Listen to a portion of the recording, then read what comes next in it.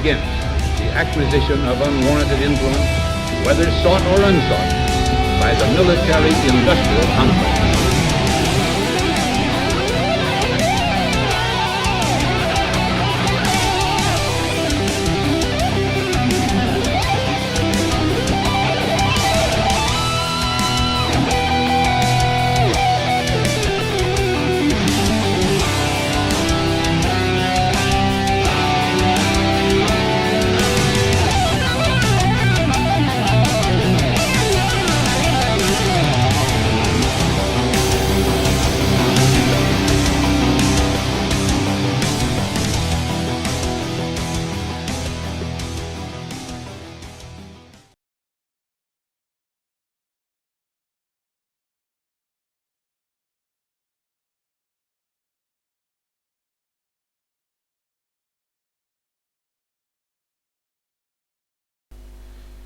Okay, guys, we are live with Anonymous Bites Back Asia episode 7.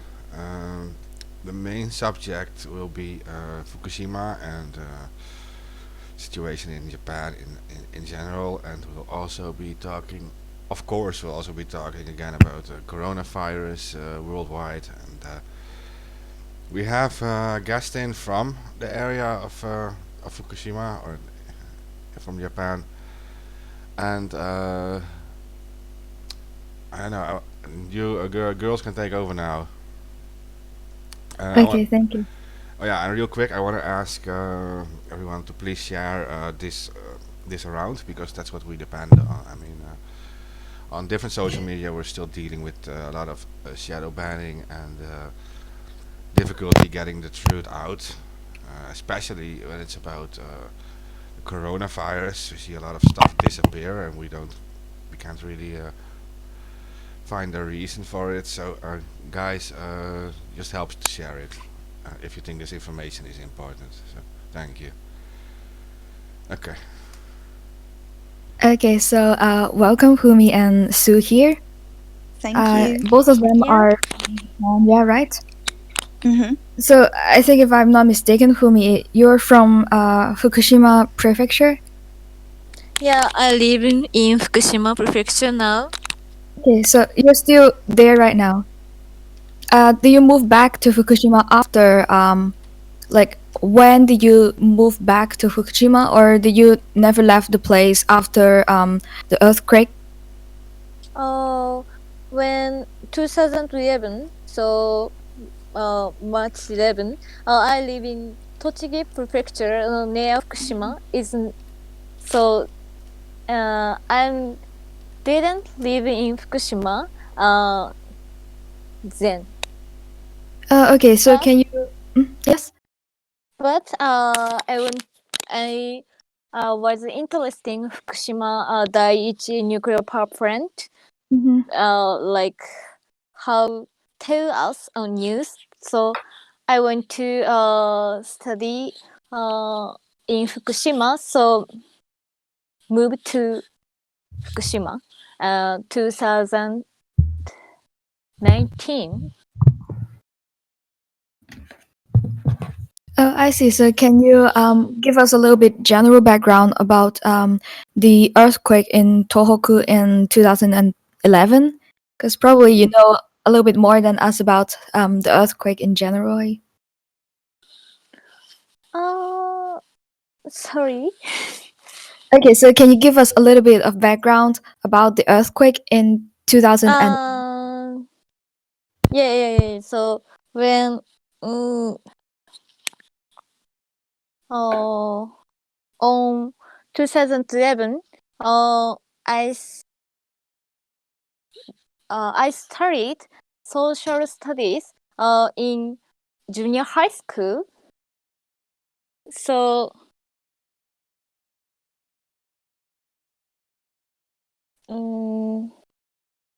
how to say? So okay, maybe I can take over that part. So okay, to our listeners, if you don't know much about the earthquake and tsunami, so in 2011, there was one major earthquake that was under the sea. So that was in the Pacific coast of Tohoku. And then the magnitude was 9.0 to 9.1. So that was really impactful to the entire coastline of the eastern Japan. A lot of houses were destroyed. A lot of people were like drowned by the impact of the tsunami. And then another important thing that happened was that the nuclear reactors, Yeah, yeah. Fukushima, uh, they were destroyed, and then the nuclear started. I mean, the nuclear reactor started to have a little bit of leak in there, and then the entire place was also contaminated until today. So it was Yeah, not yeah. back to normal yet. Yes. Thank you. Thank you. Sure, no problem. So I wonder, like at the time in 2011, how did the people in Japan react to the incident? Instant means. Okay. The Fukushima Mhm. reactors. Maybe I Yeah. can talk about How my did you think about experience. that in that time? Like when that happened? Maybe I can talk about my own experience because at that time I was more I mean, like both of closer you to can the comment on that coastline. one. Like at that Okay. time, what did the people in Mhm. Japan think about that? For me, I was Yeah. living in Ibaraki Prefecture, which is close to Fukushima, and the Yeah. magnitude was also 9.0.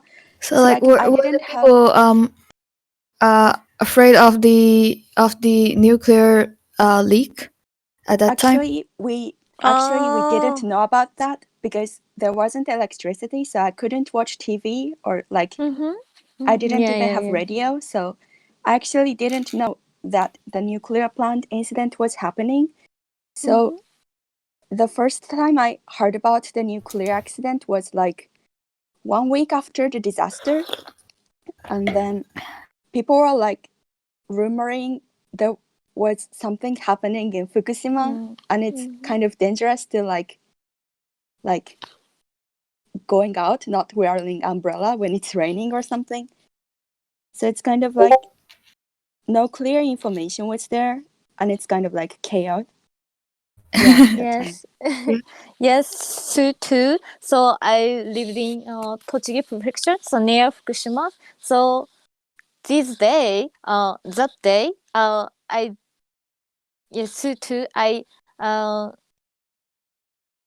not electricity, so I don't use my lamp and phone, and so I don't know, and I didn't understand what happening. So in Fukushima.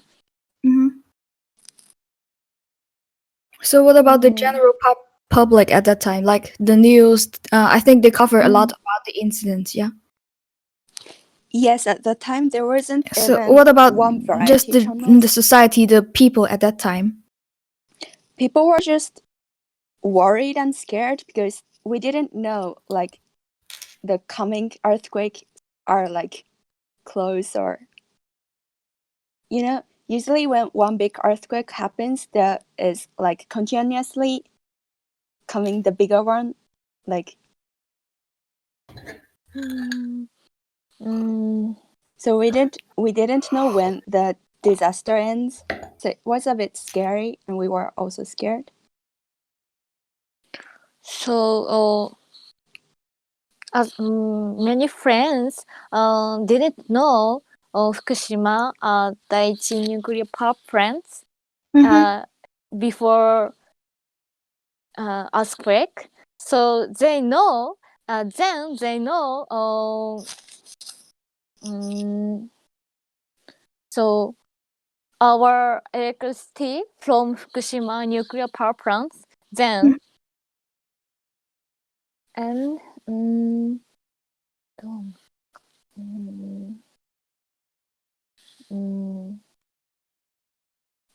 they can't imagination of what Fukushima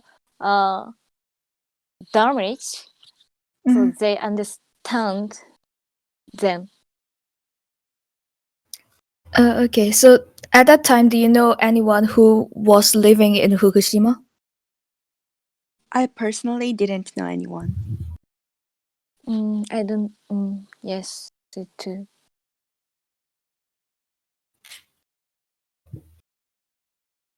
Can you just say it again? I'm not sure. Like, your question is, at the time, I did know anyone from Fukushima or something? Okay, maybe we can just move on. Okay, sorry. So, what do you think the people in Japan think about nuclear energy for now, like right now? It's a bit complicated question because we need nuclear power plant to like have electricity because it's a very efficient way of producing electricity. But at the same time, Yeah, so are there you was here? the big incident.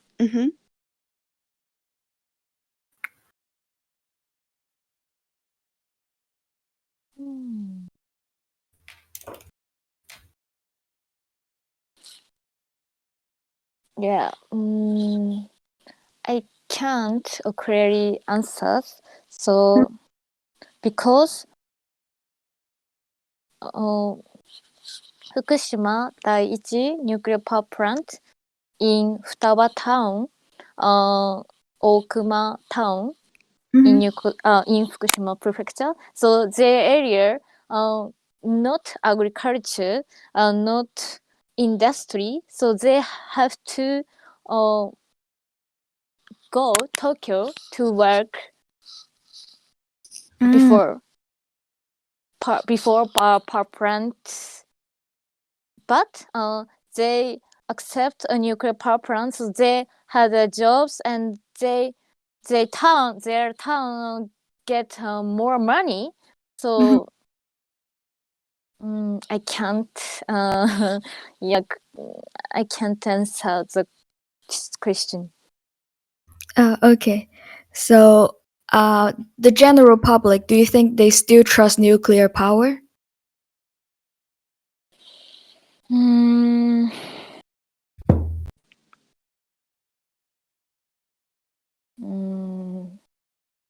Maybe yes and no, because we scientifically know that nuclear power plant is eco-friendly and efficient way to produce electricity.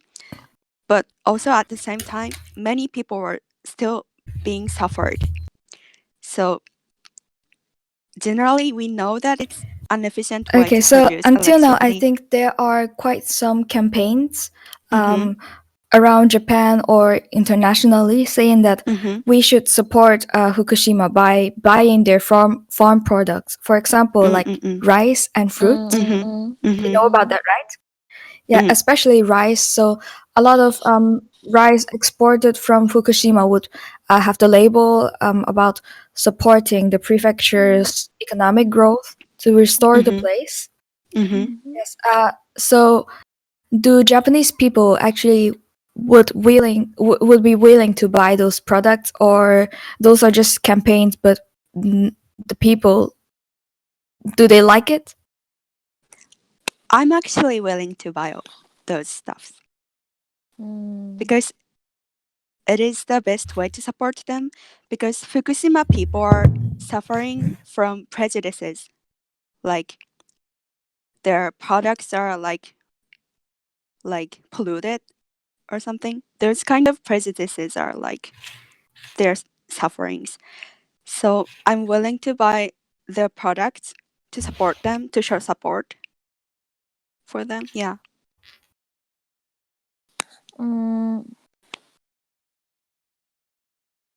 This is your I'm not sure your question, but my friend said she is a peer Fukushima peer girls in Tokyo, so she gives many people a little bit peach.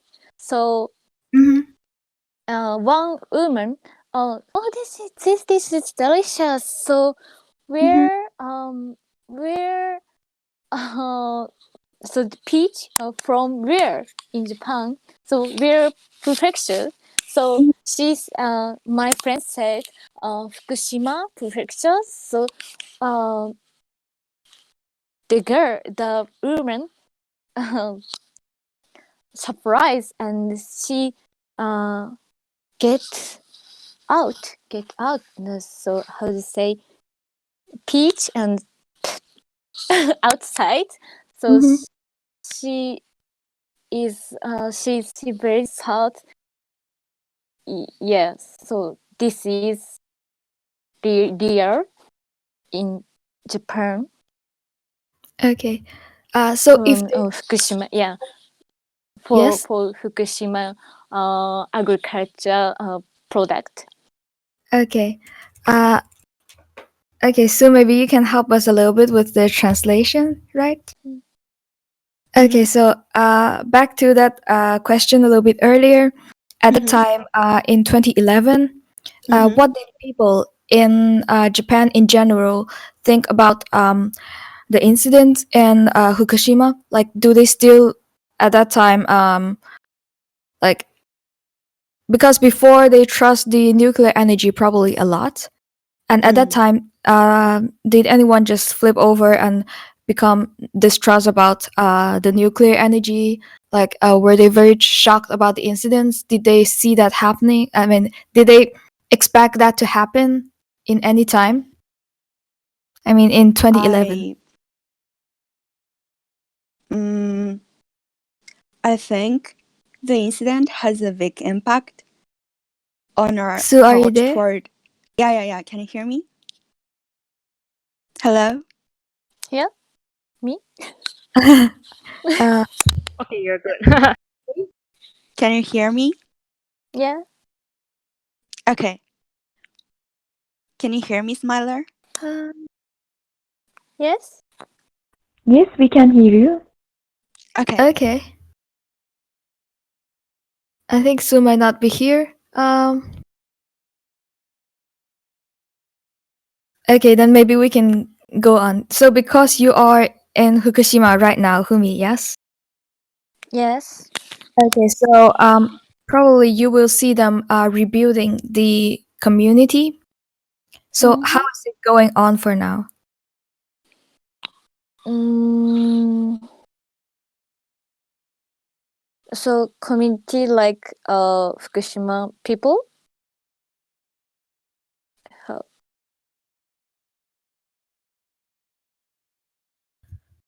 Can you guys all hear Sue? Sue, can you try to say something? Hello, Smiler. Hello, Smiler. I'm Sue. Okay, Yeah. okay. Now I can hear you. Okay. So, oh, maybe I can just say that again. So back in the days in 2011, Mm-hmm. so when the incident just happened, what did people in Japan think about it?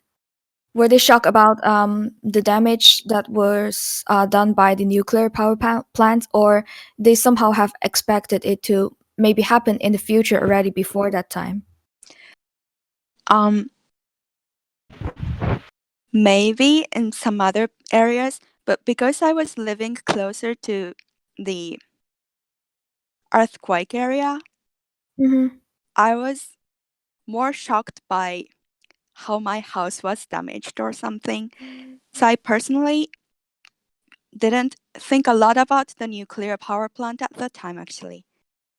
So I actually Oh, can't really clearly answer that question or like answer something you guys might expect.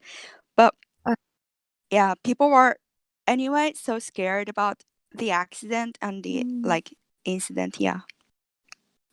so at that time, people focus more on the damage of their own house I than think so. I think so because many people were dying, many people were like losing houses. Yeah. So like people were more focused on their own sufferings, I think, at that time. oh yeah, true. So maybe a little bit after that, after Mm-hmm. uh directly after the accident, so Mm-hmm. when people were evacuated, how large was the area evacuated? Oh. How was even now Futaba town, Okuma town, and Namire city, and yeah, only three town area maybe. So now only 3 towns are still in evacuation. Yeah. But that time, did they evacuate the entire prefecture or also only some towns? Some towns. Some towns, yeah. Okay, so that happened in Iwaki, yeah? No. Is- Yeah, Iwaki is not 原発があるのはどこの原発が yeah, yes. Fukushima nuclear power plant in Okuma city and Futaba okay. town and Okuma town. Only 2 towns. Okay.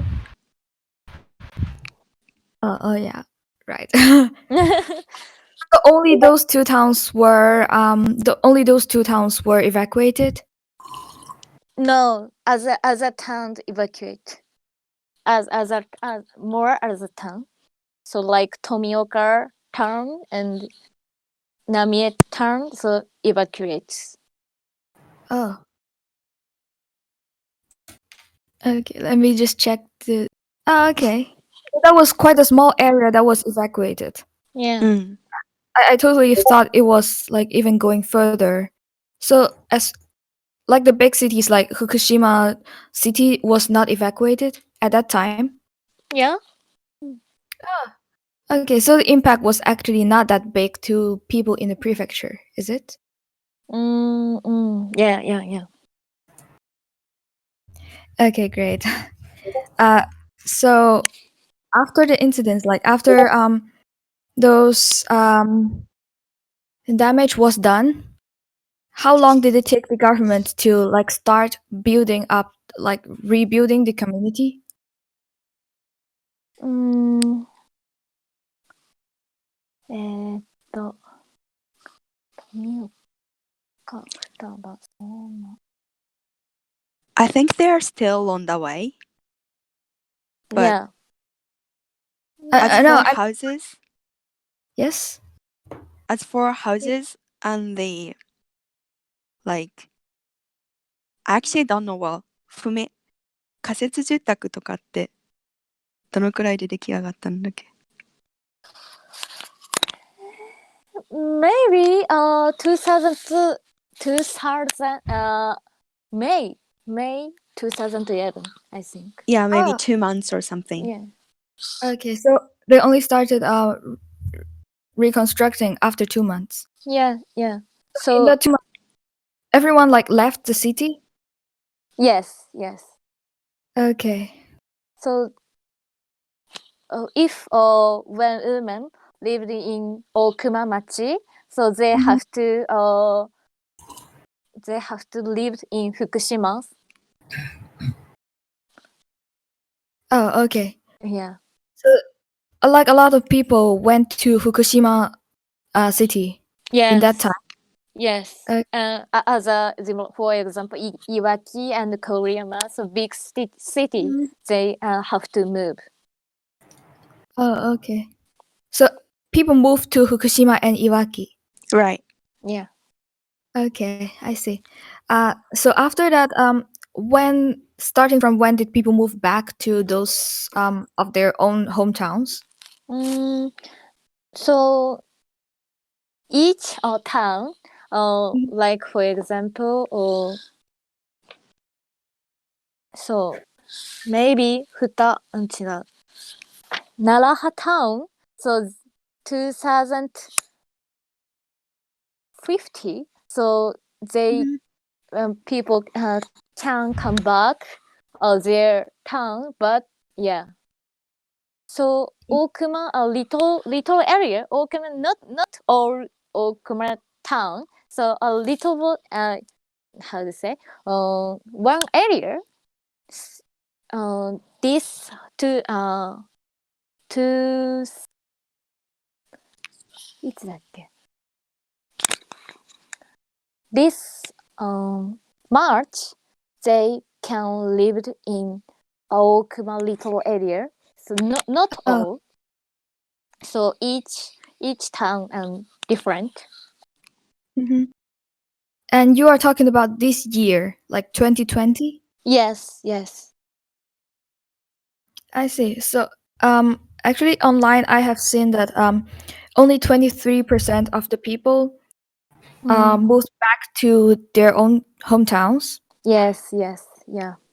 However, you not from Fukushima, moved to Fukushima itself. So why do you think those people do not want to go back? Like even you as a person were not such connected to the prefecture, you were not afraid of the radiation and so on. So why aren't they moving back? So people come back their hometowns mainly like aging people. So they want to die their hometown. So like younger people lived in new town, so more accessible and more useful towns. They 慣れるというか they have children, so they scare for radiation, so they don't want to come back their hometown. Oh, I see. So are you going there like to Fukushima for work only? No, and me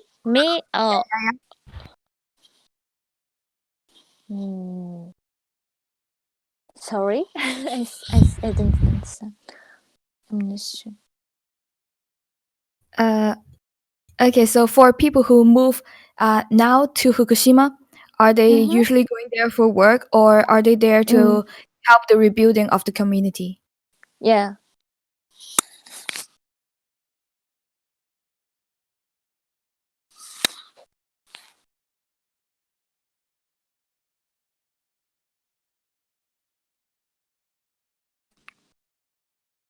Um, I think there are some people like Fumi who mhm, studies in Fukushima, so has to go to Fukushima.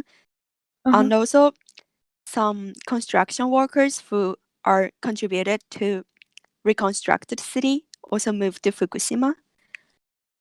But some younger people tend to leave Fukushima because they got new job in bigger cities outside while evacuation. Yeah. So like they have no reason now to go back to Fukushima, some people. Yeah. So yeah, that's how Thank you. people move, I think. Yeah. Thank you. Yeah, Is it speaking of like, oh wait, you mind if I talk? Ask a yeah, please, question. No, please. because speaking of Fukushima, there's quite a very common phenomenon in Japan that the younger generation are moving out into the cities, and the older generation are staying in their own villages, their own towns, and there's a it's very broadly broadcasted out that that actually the villages are dying. Like people are Yeah. not getting like there's not enough youth in the village to even like work, even for the village to work up pop to run on itself. Mm. Yes. Yes. So it's like there's one question I would like to ask regarding to your question. How would you think that for one are the people actually willing to, if let's say, what are the motivations that would actually make like that you would think the youth would actually willing to go to their own hometown and maybe like bring like to reconstruct the community over there, and what's like not making them to oh okay, so maybe they had jobs in the big cities, right? So now they is there any like is there anything to motivate them to actually rebuild these communities? That's a difficult question because Thanks. Sorry. the problem here is, I personally think the problem here is that the evacuation period was too long. It's been like 4 years or something, right?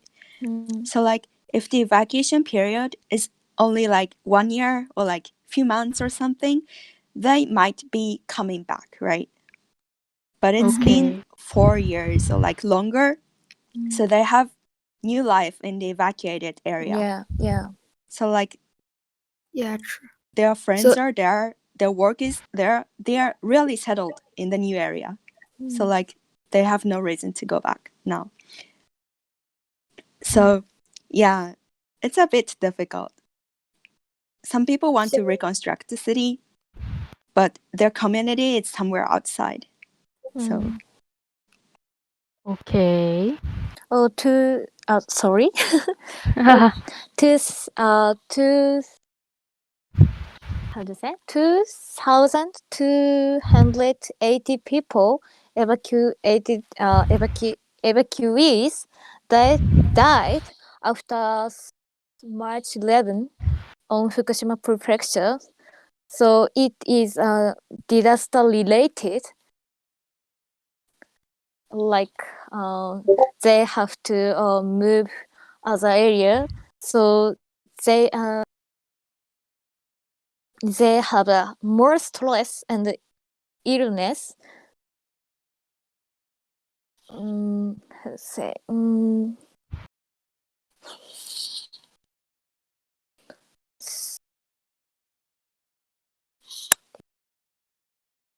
So they suffered from like they sort of had damage. They sort of had some kind of like physical, well, Yeah.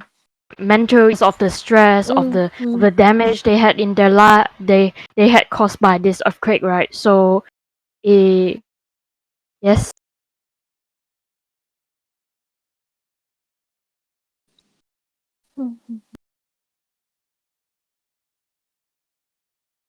Uh.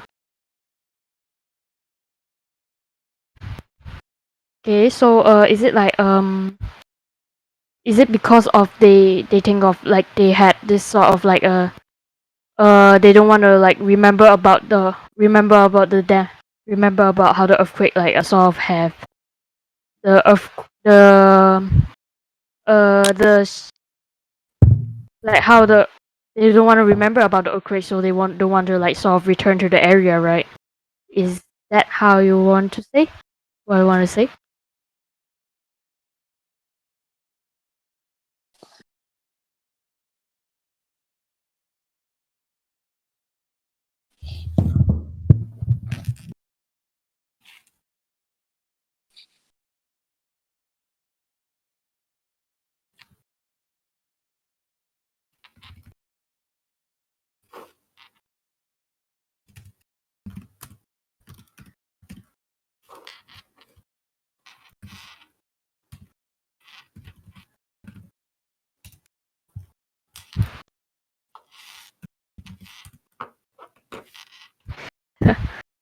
Uh. uh, maybe you can go on with other questions, Trevisher. Oh, okay. No, because um. Wait,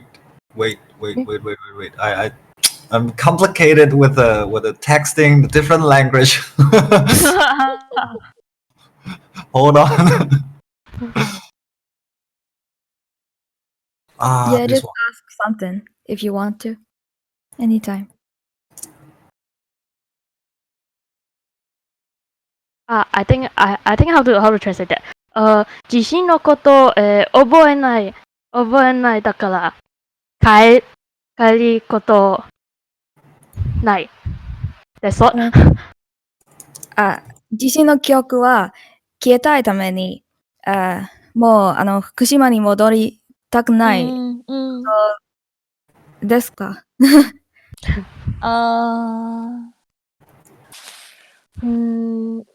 ？I talked many people in Fukushima during my university student.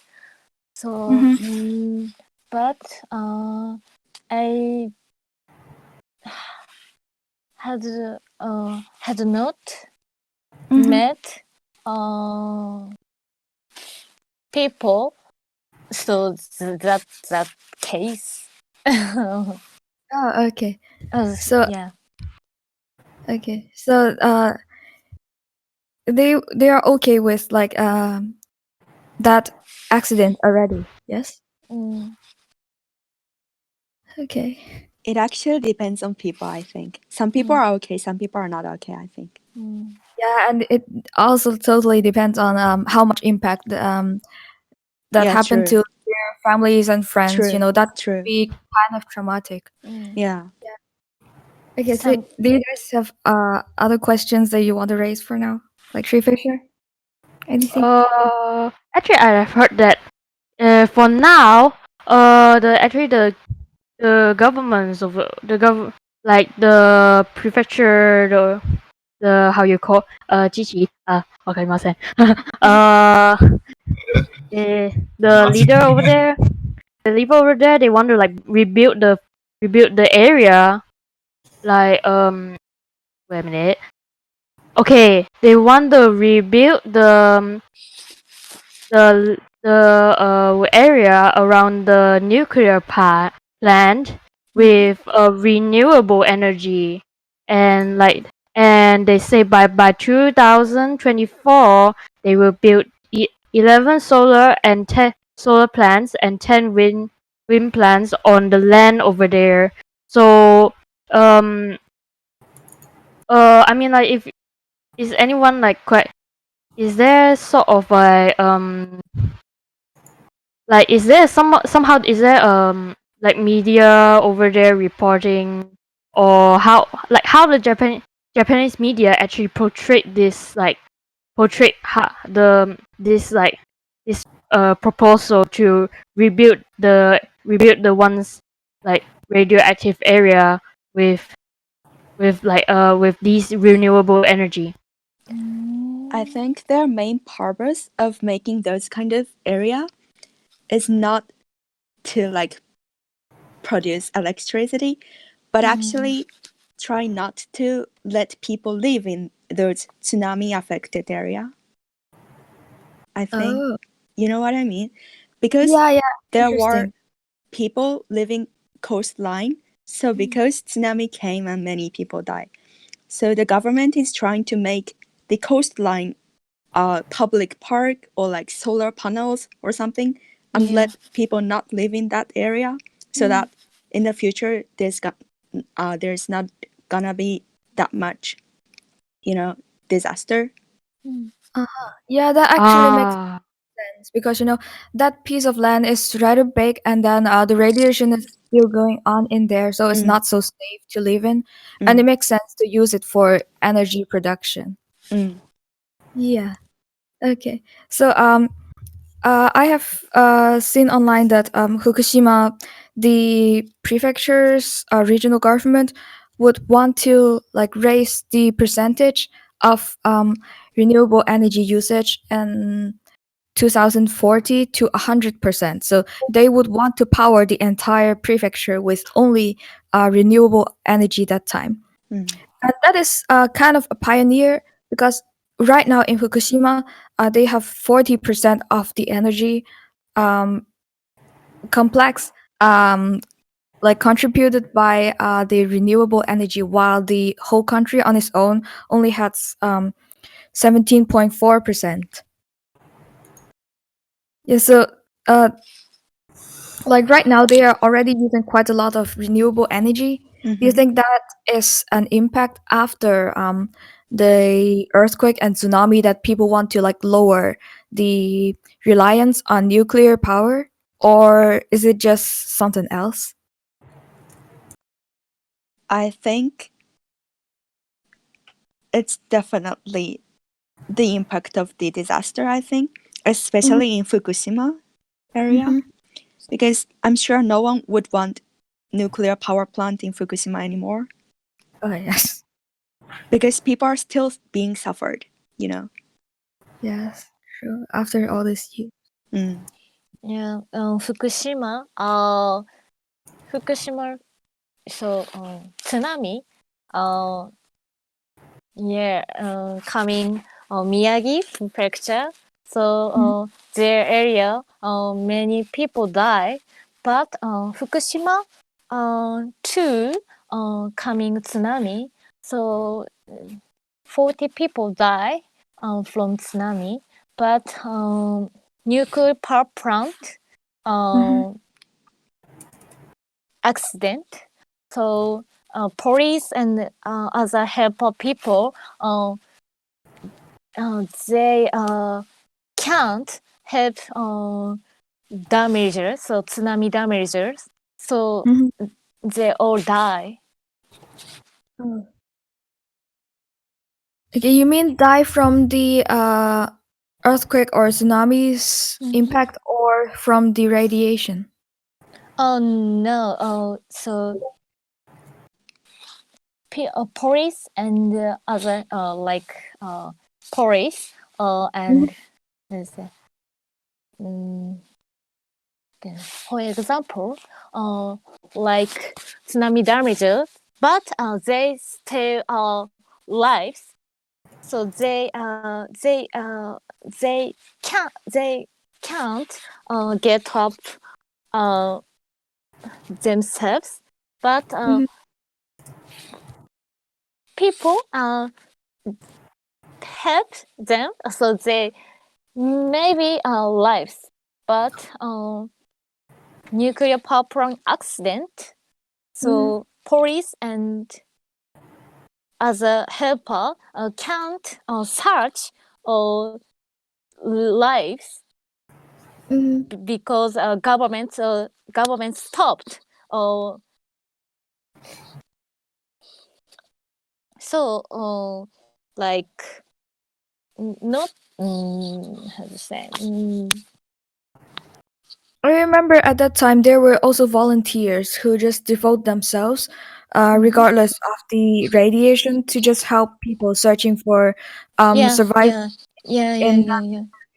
Are you talking about them? Yeah, little bit volunteer people search livers, but Yes.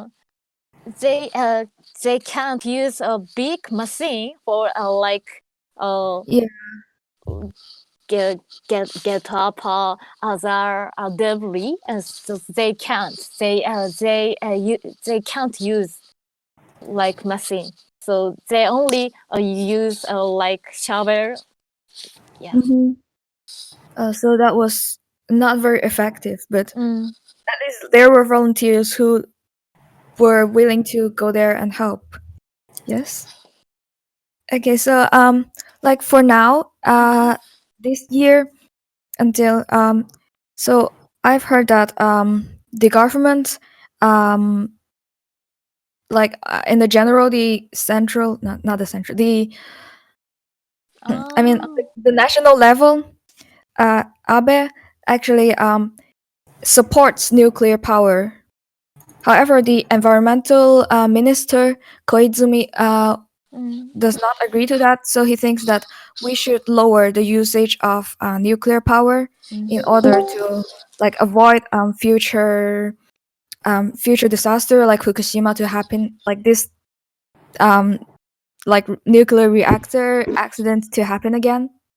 Well, So yeah, because like what I think is like adding to the problem of like new nuclear power. It actually, because the nuclear, like after you use the people don't regard nuclear power being a true renewable source, because they actually have to dispose of the nuclear fuels. So it's quite a lot. Like let's say there's not in general, I don't think like there's no, not say a lot of people they would like to, they want to like, if they want a true renewable energy, they would sort of like they won't go for nuclear. Yeah.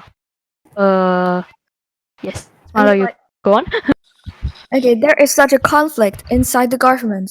Like on the national level, uh, even like Abe and Koizumi do not have the same view towards the nuclear power.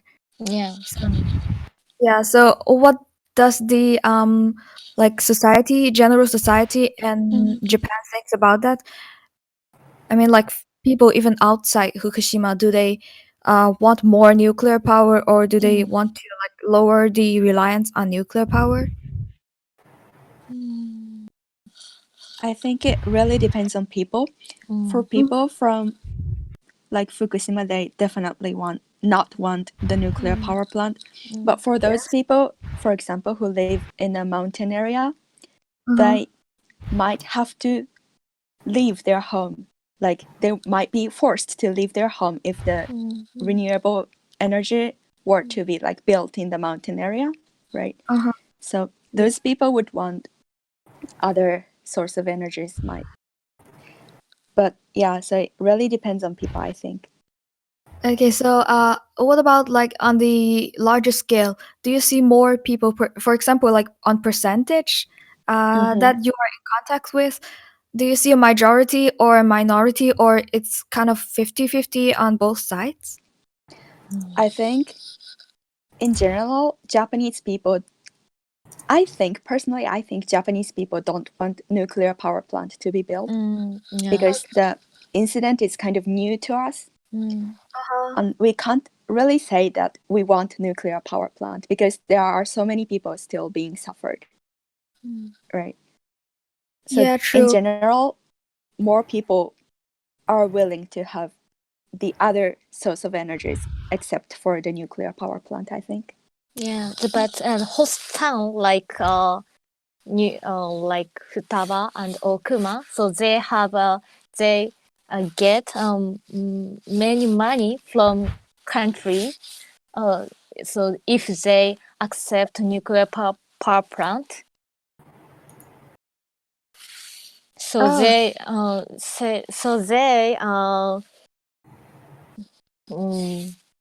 say yeah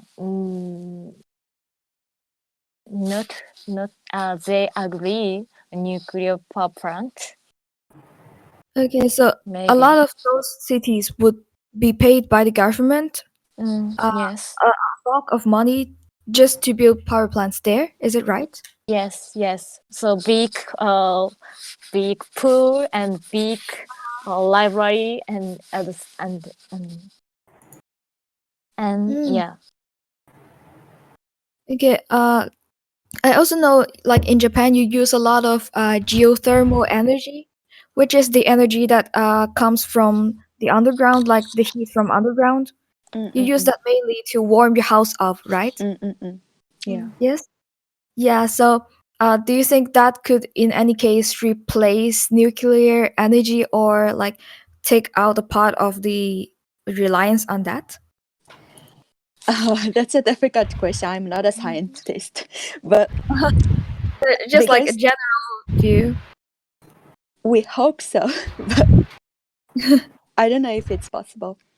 But because we have lots of volcanoes in Japan, it might be Yeah. possible somehow. Yeah, I'm not really sure. After 311, so many solar panel company born I just say born in Fukushima. So and many solar panel I can see Fukushima City and Fukushima Prefecture because they can't use like place. New. So Uh, they set solar panel. So I can see the the change after 2011. oh, okay. So other than so it seems like in the renewable energy, solar energy is the most popular one it could be, or just the one that the public know about more. And Not what about public. Not no? public. Okay. So what about wind energy? Was that well known? I think so, but there's not enough place, I think. because it's a bit loud, Mm. so it has to be built in somewhere like in the mountain or something. Mm-hmm. And there's not enough space in Japan, I think. Yeah, but the entire Japan is has a lot of coastline area. Then building around those area could generate quite a lot of wind energy. I think so, yeah. Yeah, that could be quite a good one for Japan Mm. on it, Mm. like to utilize the volcanoes and the wind. Yeah. This Yeah, could be replaced for like nuclear power plant, I think. Yes. yeah, it could be. So for the future, do you expect more renewable energy to like emerge on the national level? Because now in Japan, only 17.4% of the energy is generated by renewable energy. I hope so. Because like there's a conflict inside the government itself, and no one knows what's gonna happen because Mm. The thing is, nuclear power plant is cheap, I think. ah, Yeah. Yeah. So I hope in the future there would be more renewable energy. mm-hmm, I hope so, but I don't know if it works well because it's not really cheap, I heard. yeah, But still, I hope so. Yeah. okay. So can I have the image that the general public in Japan would support renewable energy, or do you think they won't because it's expensive and so on? I think generally we support renewable energy, but I don't know if the government is like able Would to pay develop for that. Yeah. Yeah, true. That is Yeah, true.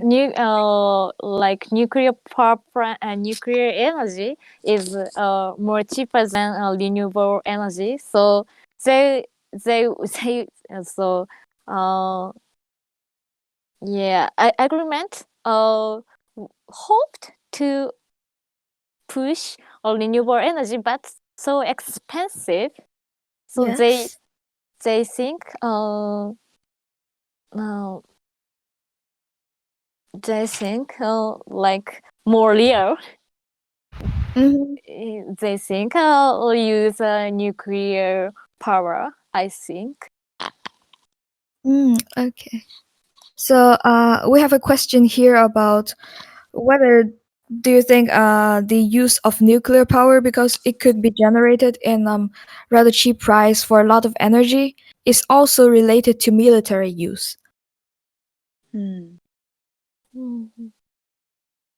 Do you think that is much related? Wait. 軍事的の、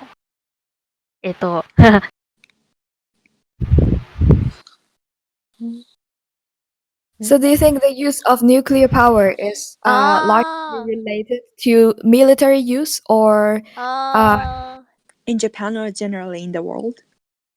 Japan, I guess? なんて言えばいいんだろうな。I think Japan bans the use of the nuclear power for military. Oh, okay. I never knew that. It's really nice to know. Yeah, Yeah, that's pretty. it's banned after the Hiroshima and Nagasaki, I think. Oh yeah, that incident. Okay, so talking about uh the nuclear bomb. No, that was not nuclear bomb. That was atomic bomb. Yes, atomic bomb at that time.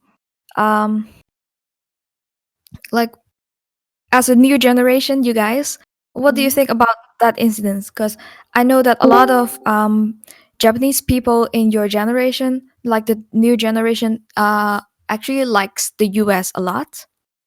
Mm. Yeah. So even under these circumstances, this in history, they have destroyed these two cities pretty harshly with those um, atomic bombs, and it's irreversible. Why would people still like the US that much? I like that question. I'm always curious to think know. I think it's the way of teaching, I think.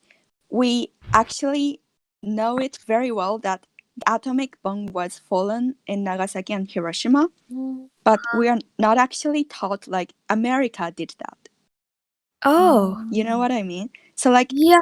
the textbook of course says that it's done by the US military, but Yeah. we focus more on the victims or like, you know, so we don't really focus on America did that part. So we don't really have an image like connection between atomic bomb and the US. So like we don't really link the Hiroshima and Nagasaki and the America. Ah, I just want to see. jump in and say that's insane. That's like propaganda. Wow. It is. And so another really interesting thing is that, so right now, your past enemy, US, is still like working with you on the military base in Japan, and the government actually supports that because, like, the national level, they would have a. I mean, they already, I think, have a military base in Okinawa. Mainly in Okinawa, 70% in Okinawa. Yeah.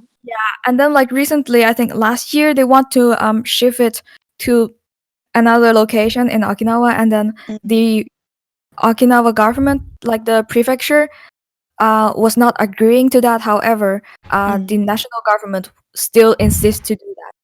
And it's quite crazy to think how the national government would insist to do that, despite the opposition from the regional government, and also from the history that that was actually your past enemy that have bombed two of your cities. Yeah. So, what do you think about the military base? Like, is that mentioned a lot in news or covered by the media?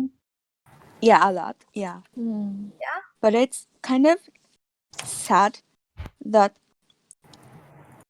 generally people in Okinawa discuss a lot about this problem, but the people in other prefectures don't really discuss about this, so it's a bit pity, I think.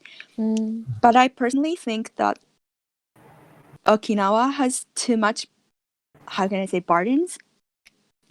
Because burdens, yeah, because they have 70% of the bases among in Yeah. Japan. I don't know. I somehow kind of feel like they are forced to accept those military bases because they are far away and not connected as much than the other prefectures. Then, yeah. I don't know if it's because of the locations, but Okay, so whenever the military bases are mentioned in the media or covered by the news or on the TV, are they actually taken as a good news or a bad news? relatively bad, I think. Yeah. So what would be talked about these military bases in media?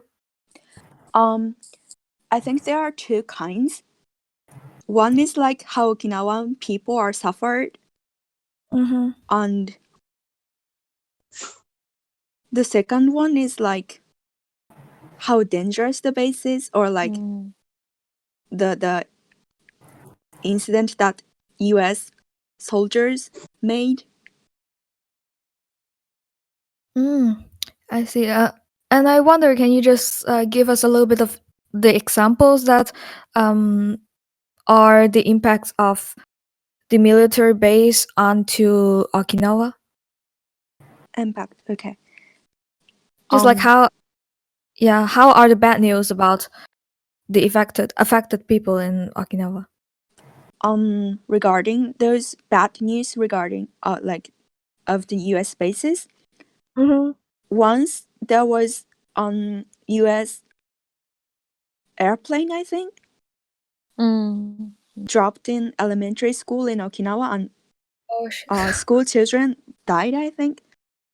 There are also an incident that US soldier raped a girl in Okinawa or something. Yeah. So those things you were never told outside Japan. Like not at all. I don't recall hearing any of those things. But at the same time, Yeah.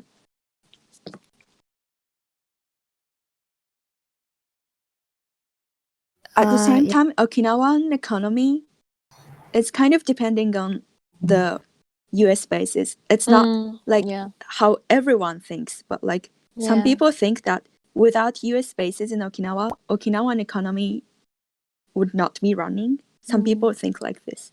Yeah. So restaurant and other shops depend on basis. Is it true that they have a large number of Americans in Okinawa? Yeah. Yes. There are a lot of Amerasian schools. Amerasian is the like Yeah. half Japanese, half American kids. Oh, I see. Because So it's basically the some of the American soldiers actually sort of integrated into the Okinawa society. So they actually had family and kids over there. Yeah, some people are like that.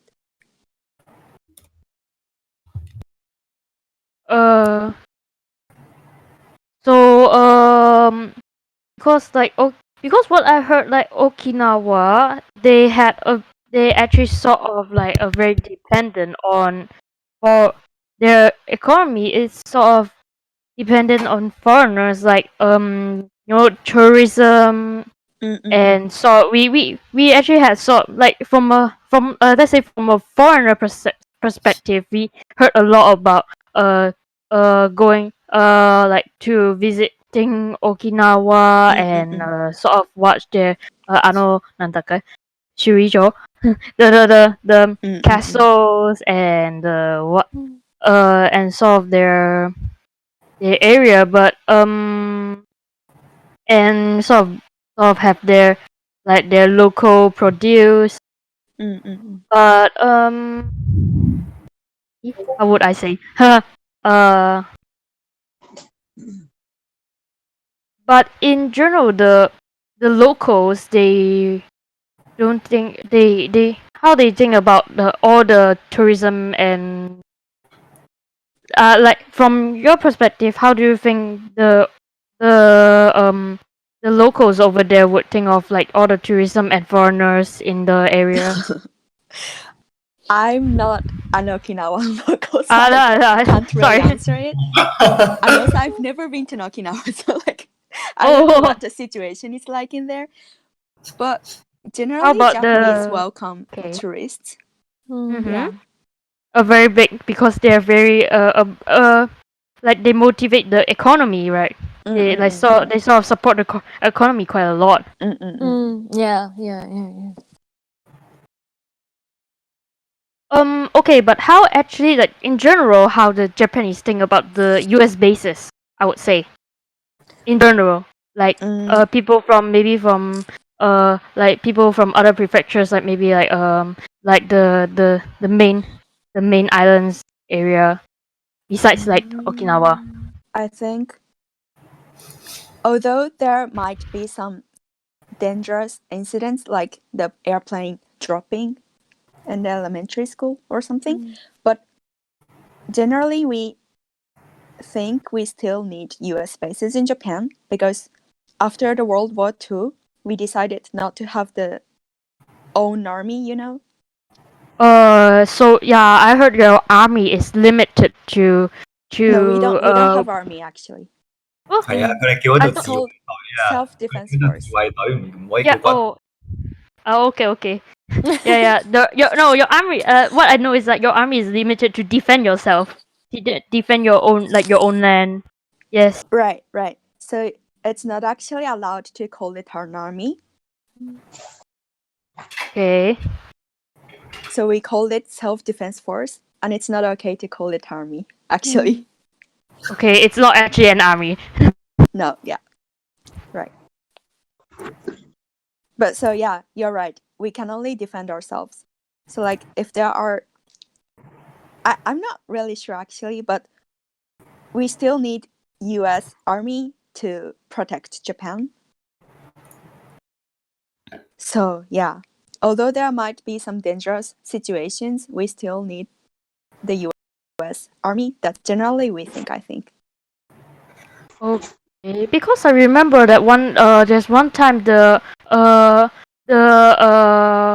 like the time that is like the ISIS, that one. I don't know if it's a right term to call it, but the Mhm. ISIS actually held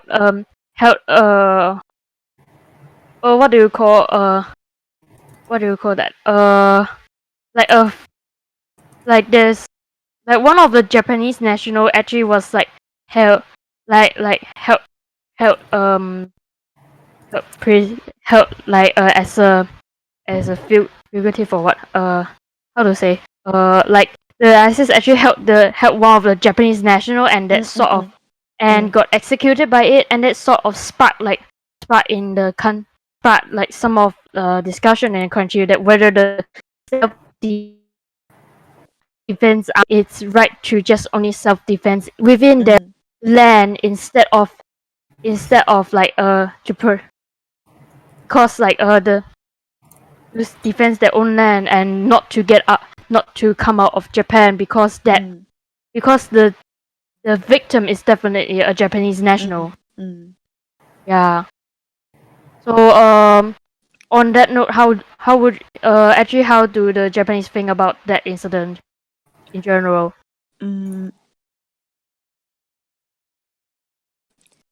That's a difficult question. Sometimes we actually have those kind of discussions too, whether we have to like have an army or not. I personally think in this globalization, we have to like cooperate with other countries' army to do something sometimes. Unless the So- U.S. decides they're going to invade your country, then you're kind of screwed. Okay, how the American thing? Sometimes I think the American armies was occupied Japanese to controlling the Asian land, just the army force control, because they know it. When China, Korean, or anybody wants to run over the American technologies or the army force, they would try to control since at the Japan. The ship, the submarine, or anything. You cannot see it. Maybe just under the sea, and the Americans' weapon is already planning next with the Japanese sea. Oh. So would to talk about Japanese would, how to say that, you would like the cultures of American. They're great. They're the freedom or something that's the good for Japanese. But I would think in the inside with Japanese, because didn't like the Americans a lot.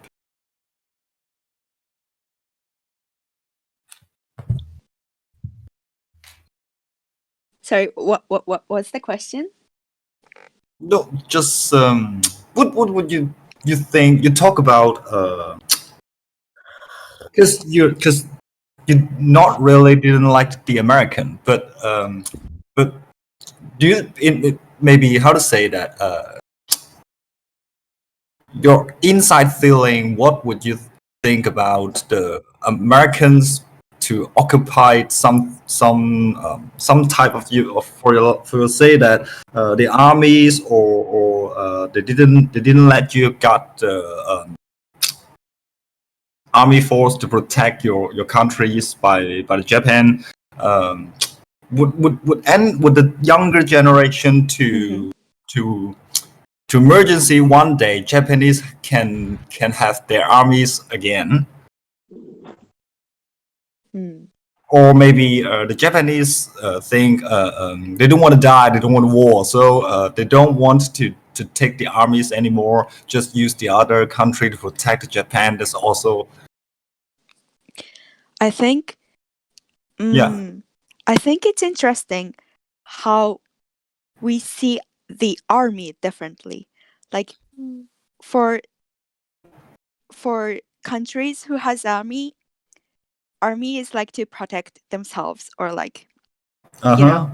Uh-huh. But like for Japanese people, Mm. army reminds us of the World War II. Yeah. You know what I'm talking about? Yeah. We like Japanese army killed lots of Yeah. like we invaded a lot and we killed a lot. It's really really like terrible. And also Japanese people were killed by like Japanese army a lot. This is kind Really? of controversial, but Yeah. like they forced them to like die rather than being attacked or something. So like for us, army reminds us of those wars, World War II, and all the invasions.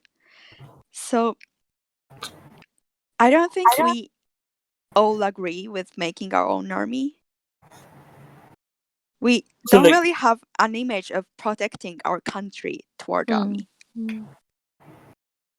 so then they won't name it the army because it brings back memories of World War II and when the Japanese people were kind of attacked by their own army. Is that what you're saying? Just as a curious mind. Yeah, I think so. Japanese army killed lots of people from like Asian countries and other countries. And also I didn't even know that, to be honest. Can you like go into that a little bit more for our listeners? Because I know I've never even heard of that. So I mean, I guarantee that most of our listeners probably didn't hear of that. But this story, like Mark, I think this idea, like the Germany in the World War II same time, the Germany goes to kill too much Europe or the 意識列嗰啲人，即係 Oh, the Jews.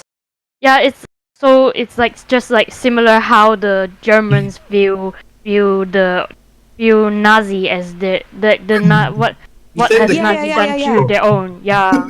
that's it's kind of too direct to say, but our image toward army is kind of like Nazis, I think. So like, But in time, who we would know that agree like making the we same know that it's thing again? different. Nowadays, we don't think about Japan will kill too much people. They have themselves to I know, but Japanese public would have that kind of image, I think.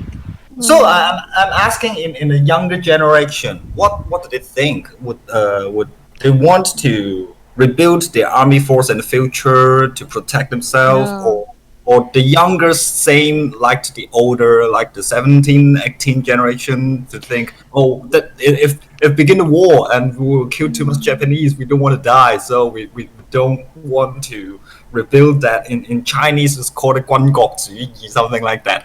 Oh, the what militarism, something like that. What is that word? Like military junta, that kind of stuff. I don't think Japanese, even younger generations, would agree with making our own army, personally, because it's interesting how we don't really have an idea of protecting our own country.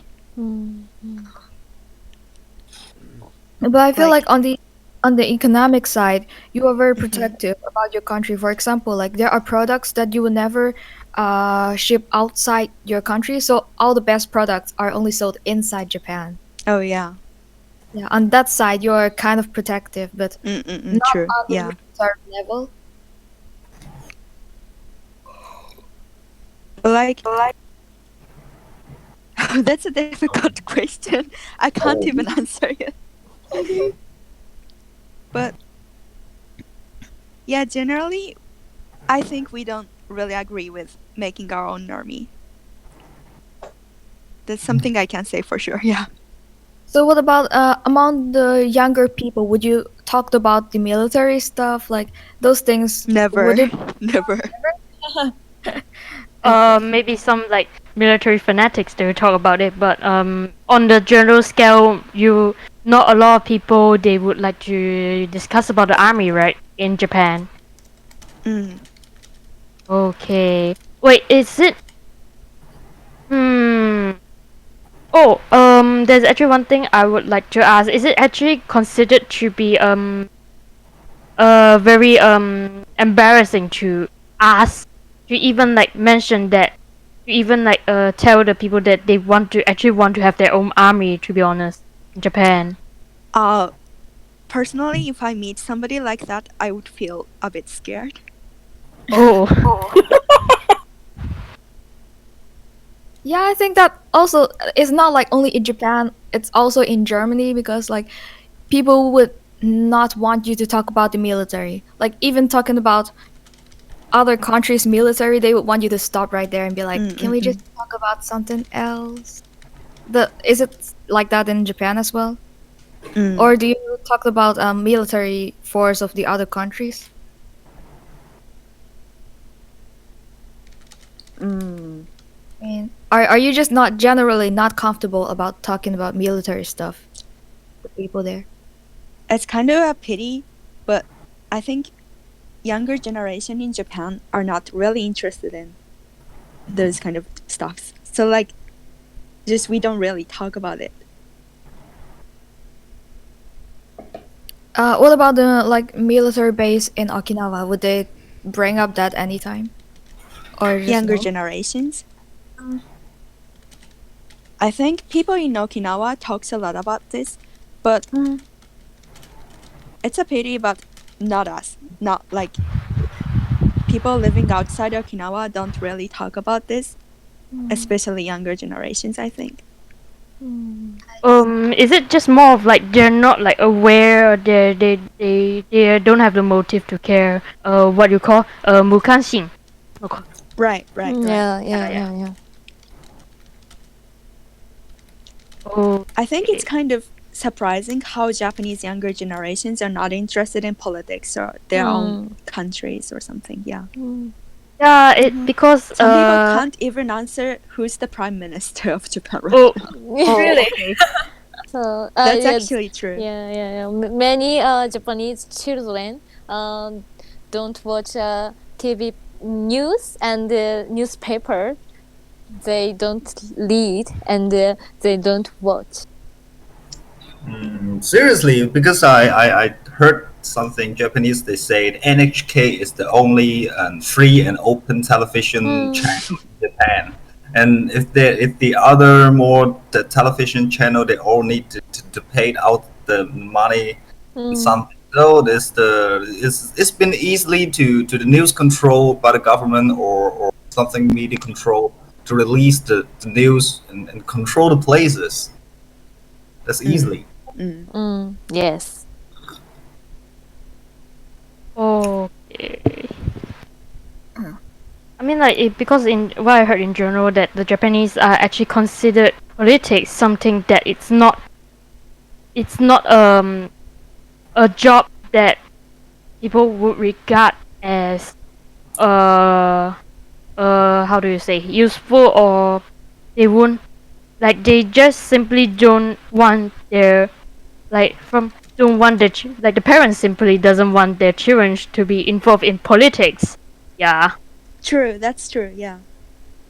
Like they think politics is like some sort of like a game played between like powerful people, that if you just rather to do like your own, no, it's like rather to live on your own and work hard and and just like do whatsoever do and go into your life.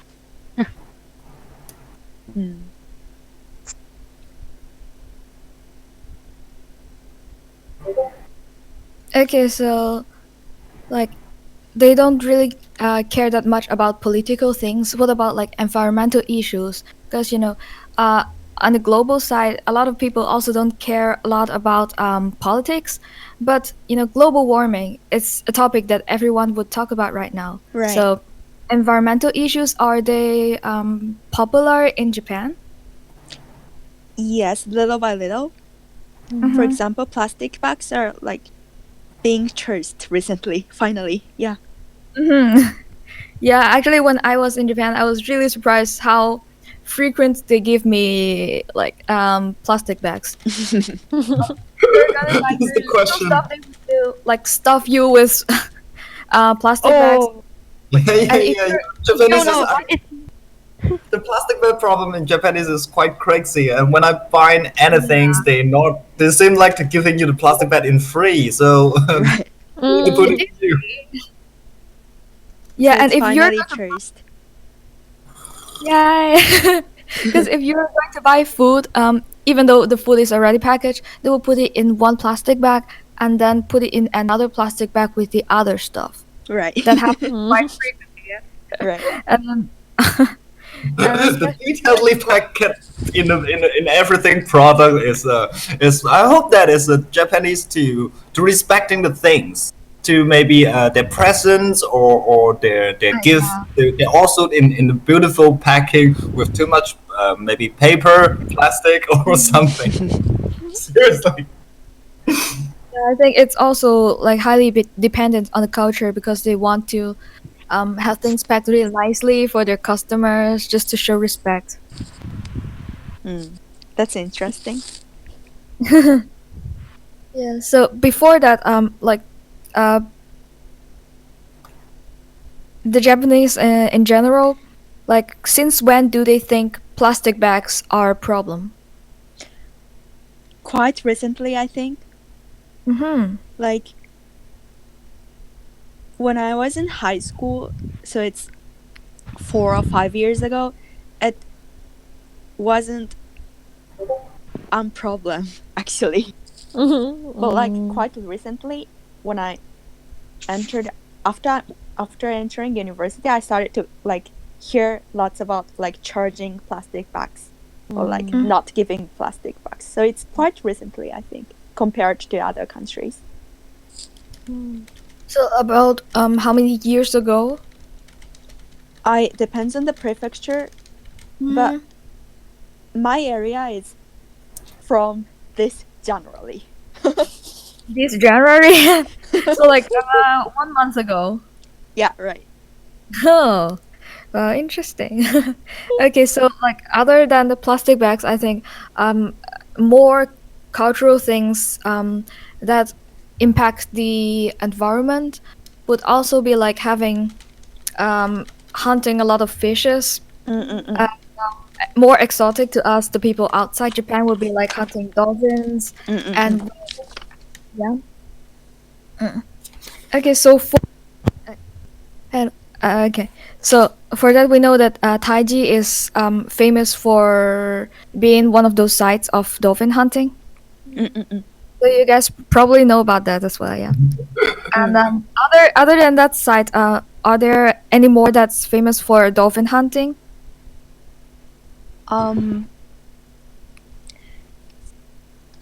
First of all, I want to give some information about this, Mm-hmm. maybe. Yes, please.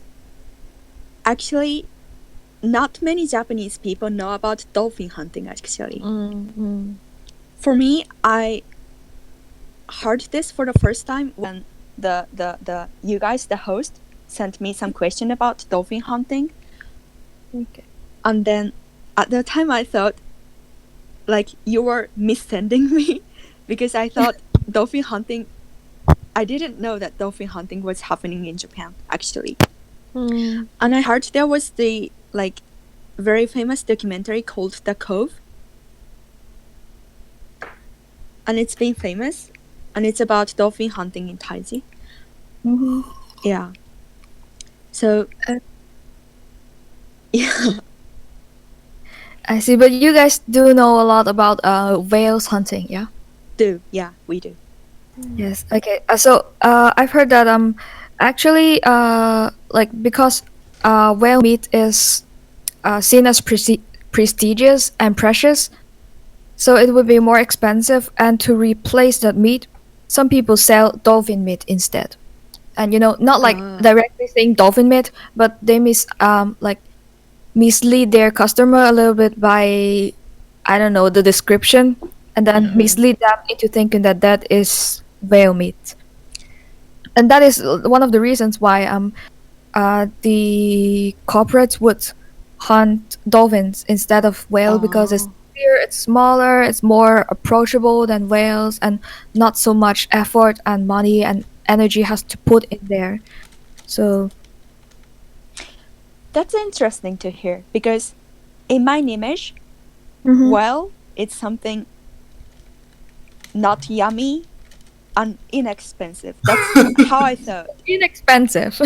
And I've never seen well sold in supermarket near here. Yeah, Like, yeah, yeah, or yeah, like, yeah. so that's quite interesting. You know, but you know how Japanese people started to eat well? I don't. Is it from like the World War when like Right, people right. start running out of food? Then the You're old right. generation they actually they head out to hunt whale for meat Right. So in turn to so replace some of the missing resources in their right, right, you're right. So after the World War II, Japan was in a great starvation and there wasn't any like meat, like beef, chicken or pork, but only not I don't know if that was the only like supply, but the whale was actually cheap and like accessible and are full of nutrients. So like people after the World War II started to eat like well for their own nutrition, Mm-hmm. and that's what is happening. And then we don't like there's no any starvation right now. So like we don't really eat well. I've actually had one before in the school lunch. Oh, school lunch. Yeah, Yeah, yeah, yeah, yeah, yeah, me too. Right. What? So Sleep for the school lunch? school Yeah. lunch is for something cheap. So my image toward well meat is something really cheap and not delicious. So Oh. I'm actually really surprised to hear that well meat is considered so expensive, and it's taken place by dolphin. Can I It's kind just of- jump it's kind in of- and say something real quick on that? Like, what school lunches over there sold, or yeah, they gave you whale? What? I've tried one, like school lunch is like automatically like provided to every school children, Yeah. and Right, but they gave like, you like whale. That's once crazy. once in 3 years or something like that. Really? Yeah, I think that is something like they would force you to finish, yeah, those school lunches. Right. Yeah, it's one of those things. So yeah, for me, well, meat is the school lunch once in 3 years, and that's all. we don't really eat like in everyday life, and I've never seen that sold in supermarket. So like I can't imagine dolphin is being hunted for supplying whale. Yeah. Well, yeah. Yeah, it's already cheap enough in Japanese eyes. You don't have to replace it with anything, yeah. And nobody Yeah, want to eat I that. heard about it. In this month, it's very popular. Can buy the whale in Japanese right now. Even in south like Osaka or Tokyo, you can buy it easily. But you say this expensive, so I don't think it's expensive. If it can popular around.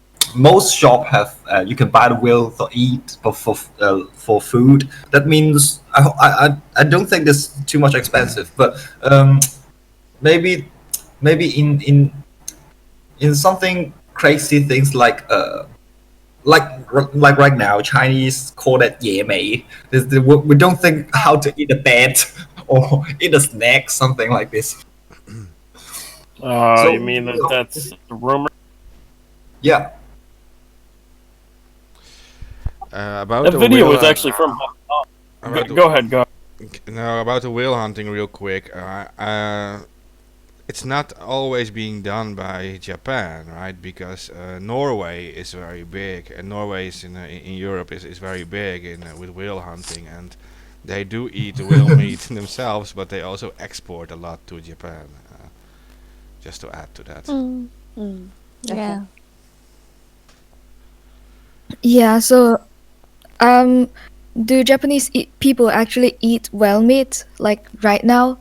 Would they go buy it if it's not in their school lunch? No. You know, it's never sold. never sold in the supermarket. I've never Yeah. seen that. I've Yeah. lived in Japan for 23 years and never Yeah. saw that in the supermarket. Only one area, I think.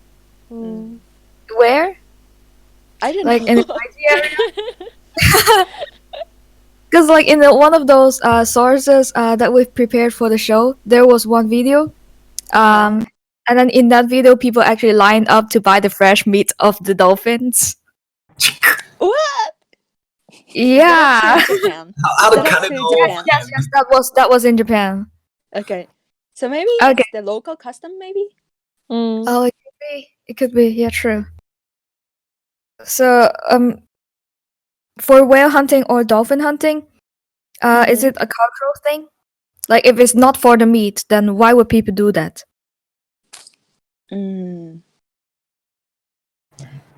I actually don't know, but actually there are some people who depend on the like fishing.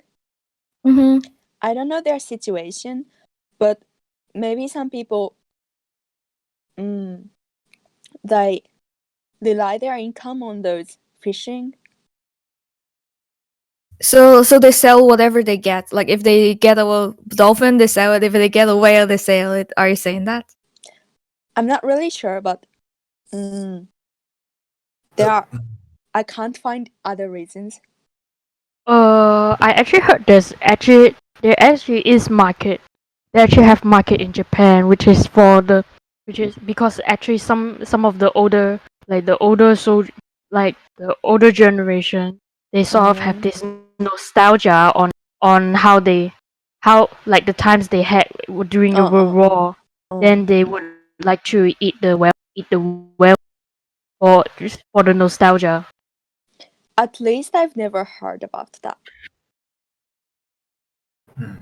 I think that's one of the theory I heard in some news. I don't know how many years ago already, but that's what I know on the issue. There's market for in the older generation, and well, they know it. The younger generation might, as you guys, the younger generation, they're not quite aware. They don't even think of eating whale meat. To be honest, yeah. Mm-hmm. So what about like dolphins? Like, you guys have never heard of it. Do you think it's not in one of those fishes that you would consider eating? Never. I think know, like, I think dolphins. Like, I think you guys would think dolphins are cute. Right. course. For us, the image of dolphins is something really cute, and like sometimes in an aquarium having a Yes. show. Seems like the kawaii animals. Yeah, right, right. So I was pretty shocked when I saw the like Taiji dolphin hunting news for the first time, because I really didn't know that. As I was watching the dolphin hunting video, I thought it's somewhere abroad. Actually, yeah. I see.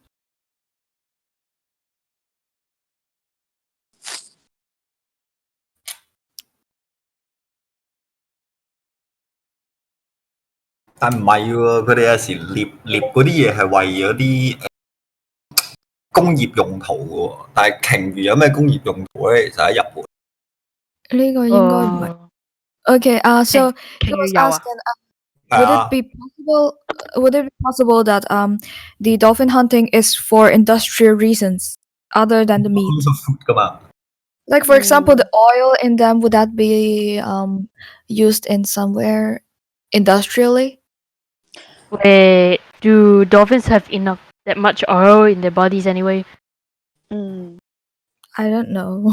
I heard that the whale they have a lot of they have a lot of the fat that people can utilize, like either in like I don't know like they can utilize it, but I don't find a lot of like I don't find industrial value in dolphins, to be honest. I've heard that the oil in dolphins is used in cosmetic products, but I don't know if that's 100% true. But I've heard that for sure. Well, we have weird With stuff the- like, I mean, Go like we ahead. have weird stuff like whale constipation being some like constipation ship be like I don't know Wait, what what? they call that.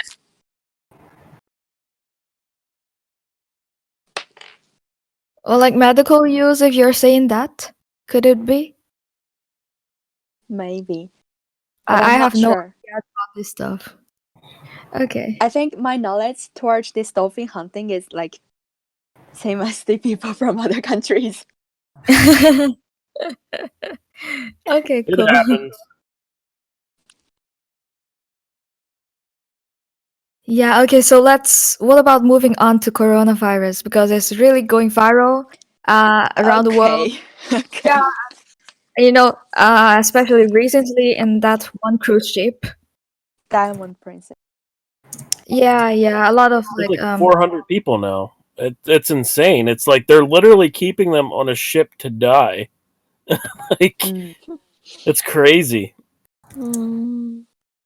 I think those who have like got the coronavirus is allowed to get off the cruise. I mean the ship, and go you to mean the hospital. allowed not that is allowed, not allowed, yeah. Allowed. Yeah, okay. People who have the coronavirus are like sent to Japanese hospitals, I think.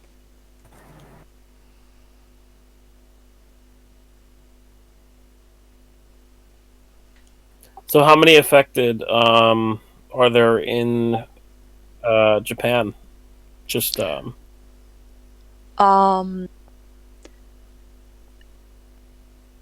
not really sure. Between 100 and 200, I think. so they haven't like said anything on your local news or anything about that? Like how many are infected? Sorry?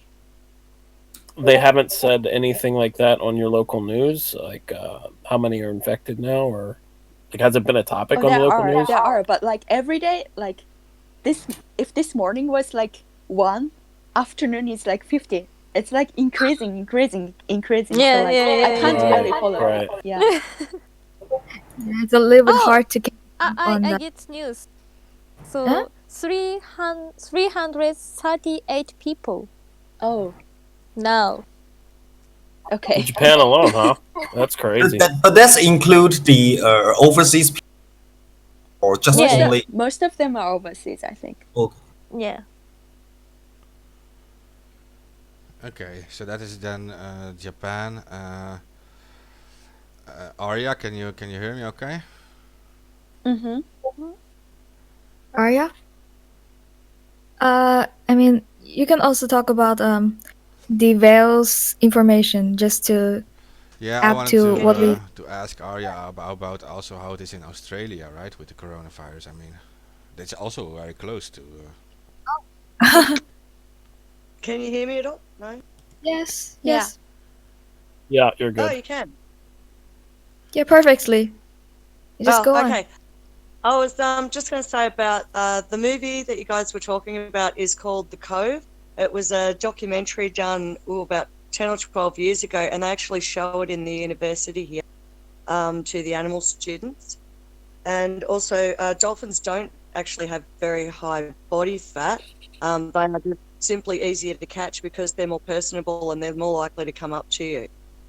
Oh. Whales, on the other hand, you have to go basically deep sea to catch them. If they are in close enough, you're probably going to get spotted getting them. So it's actually illegal here. There's a lot of protests about Japanese whaling because apparently we contribute to that financially because of our economic ties with, Japan, China, America, everywhere. Yeah, I'm trying to think what else you were talking about that sparked. I'm not very good at technology, so sorry about that. But you did mention about that you know quite a lot about dolphins. So what would they use dolphins for if they then catch them? Like the different applications for. As I understand it, the main industry that would be relative would be SeaWorld, and other aquariums, other zoos. Yeah, they're like in Australia, that's primarily what they're for. And I know that the ones in Taiji that are collected at the Cove are actually mostly sold for entertainment purposes. And there's a gentleman named Rick Barry, and he actually trained Flipper the dolphin. I don't know if you guys know who that is, but Flipper was a famous TV dolphin that was trained by Rick Barry, and Rick Barry actually runs Empty the Tanks now, and that's the Cove is also shown at a lot of Greenpeace. So I guess the main use for a dolphin is entertainment purposes.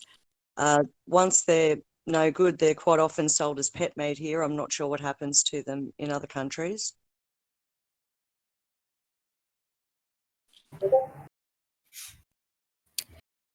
Okay, I see. So you're saying like it's majority for entertainment purpose?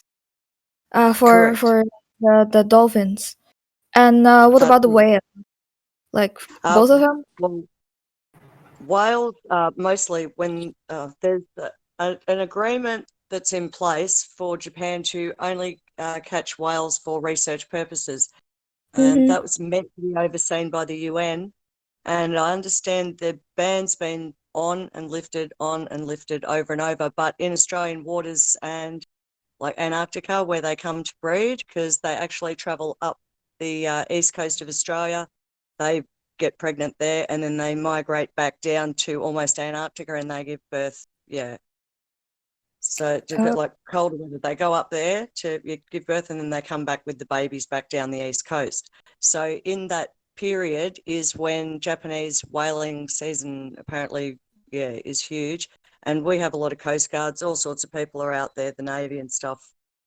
Yeah, just watching, you know. I think, they pretty much give them a safe passage. But the numbers are so low and the numbers are declining. Obviously, the plastic in the ocean, all sorts of, the heating of certain areas has changed. The land mass has changed as it's eroded because we are an island. So, I mean, the numbers are dwindling. And I think, I guess that's everywhere. So it pushes places that do eat whale meat or utilize it in everyday ways to come further and further into the areas where they do breed. So I don't know how ocean management can do anything about it with everybody having different rules, but it needs to be globally addressed. I see. So like other than, for example, whales and dolphin huntings, are there anything like recently in the ocean management area that is kind of a crisis or an issue that is in Australia or that you are familiar Probably with? erosion. Yeah, erosion of the coast is a big consideration, and I guess the The what elephant of in the the room would be the Adani gas mine that they're trying to put in. There's a company called Adani. They've been proven to be dodgy as. They're an Indian company, Indian-owned company. They're basically where they're putting in the pipelines and where they're putting in their infrastructure is in direct line with the Great Barrier Reef, which is supposed to be protected because so many animals do go there, for breeding from all over the world. And the Adani mine has gotten the government go ahead, and the people have stopped it here. I think I'm going to say 4, possibly 5 stays we've had. The yellow vests have been involved with that, Greenpeace, all the regular, ocean people. And it's a major concern because if the Great Barrier Reef goes, there are species from all over the world that are going to suffer because they're not going to have that safe breeding ground. The pollution that's created from that industry alone would ruin it. And, if there is a gas line blow up, which we've had here before, that can burn for years. We've got a gas coal mine that's been burning for 15 years, and that would be underground, as gas escaping into the Great Barrier Reef. It'd be a tragedy. One of the 7 great wonders of the world. Wait, how is that gas functioning? Like underground, what's with that? What like They what drill are they down doing with to gas? they drill down to get. It's only slightly offshore, but they've got an onshore area as well for processing. And what they do is they drill down into the sea, and there's natural gas in various areas. So they would plug, much like oil rigging, they would plug 3 or 4 different areas.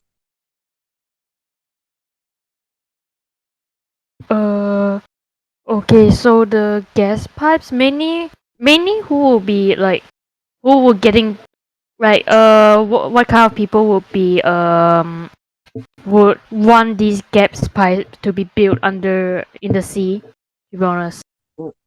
People who want the Indian company that owns it, Adani, they actually want to use the gas, like get the gas, our natural gas, and take it back for use in India.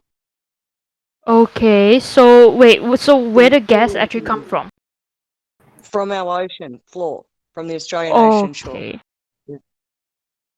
Right Okay. in the middle of the Great Barrier Reef. Okay.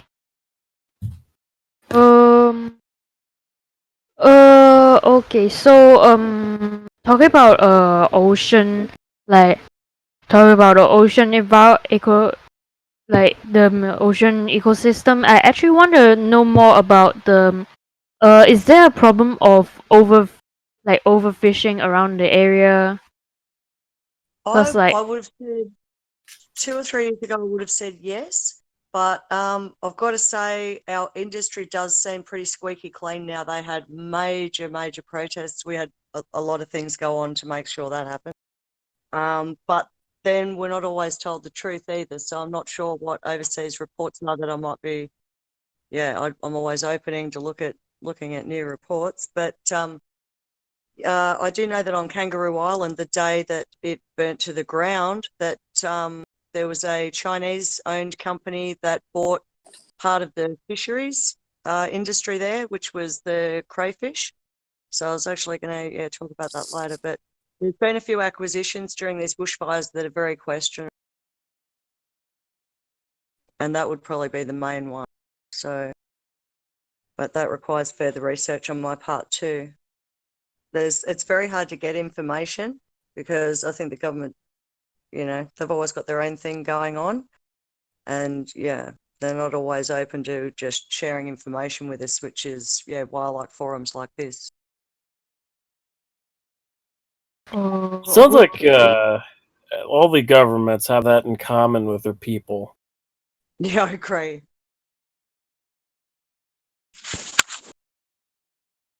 Especially the US, but I mean, wow.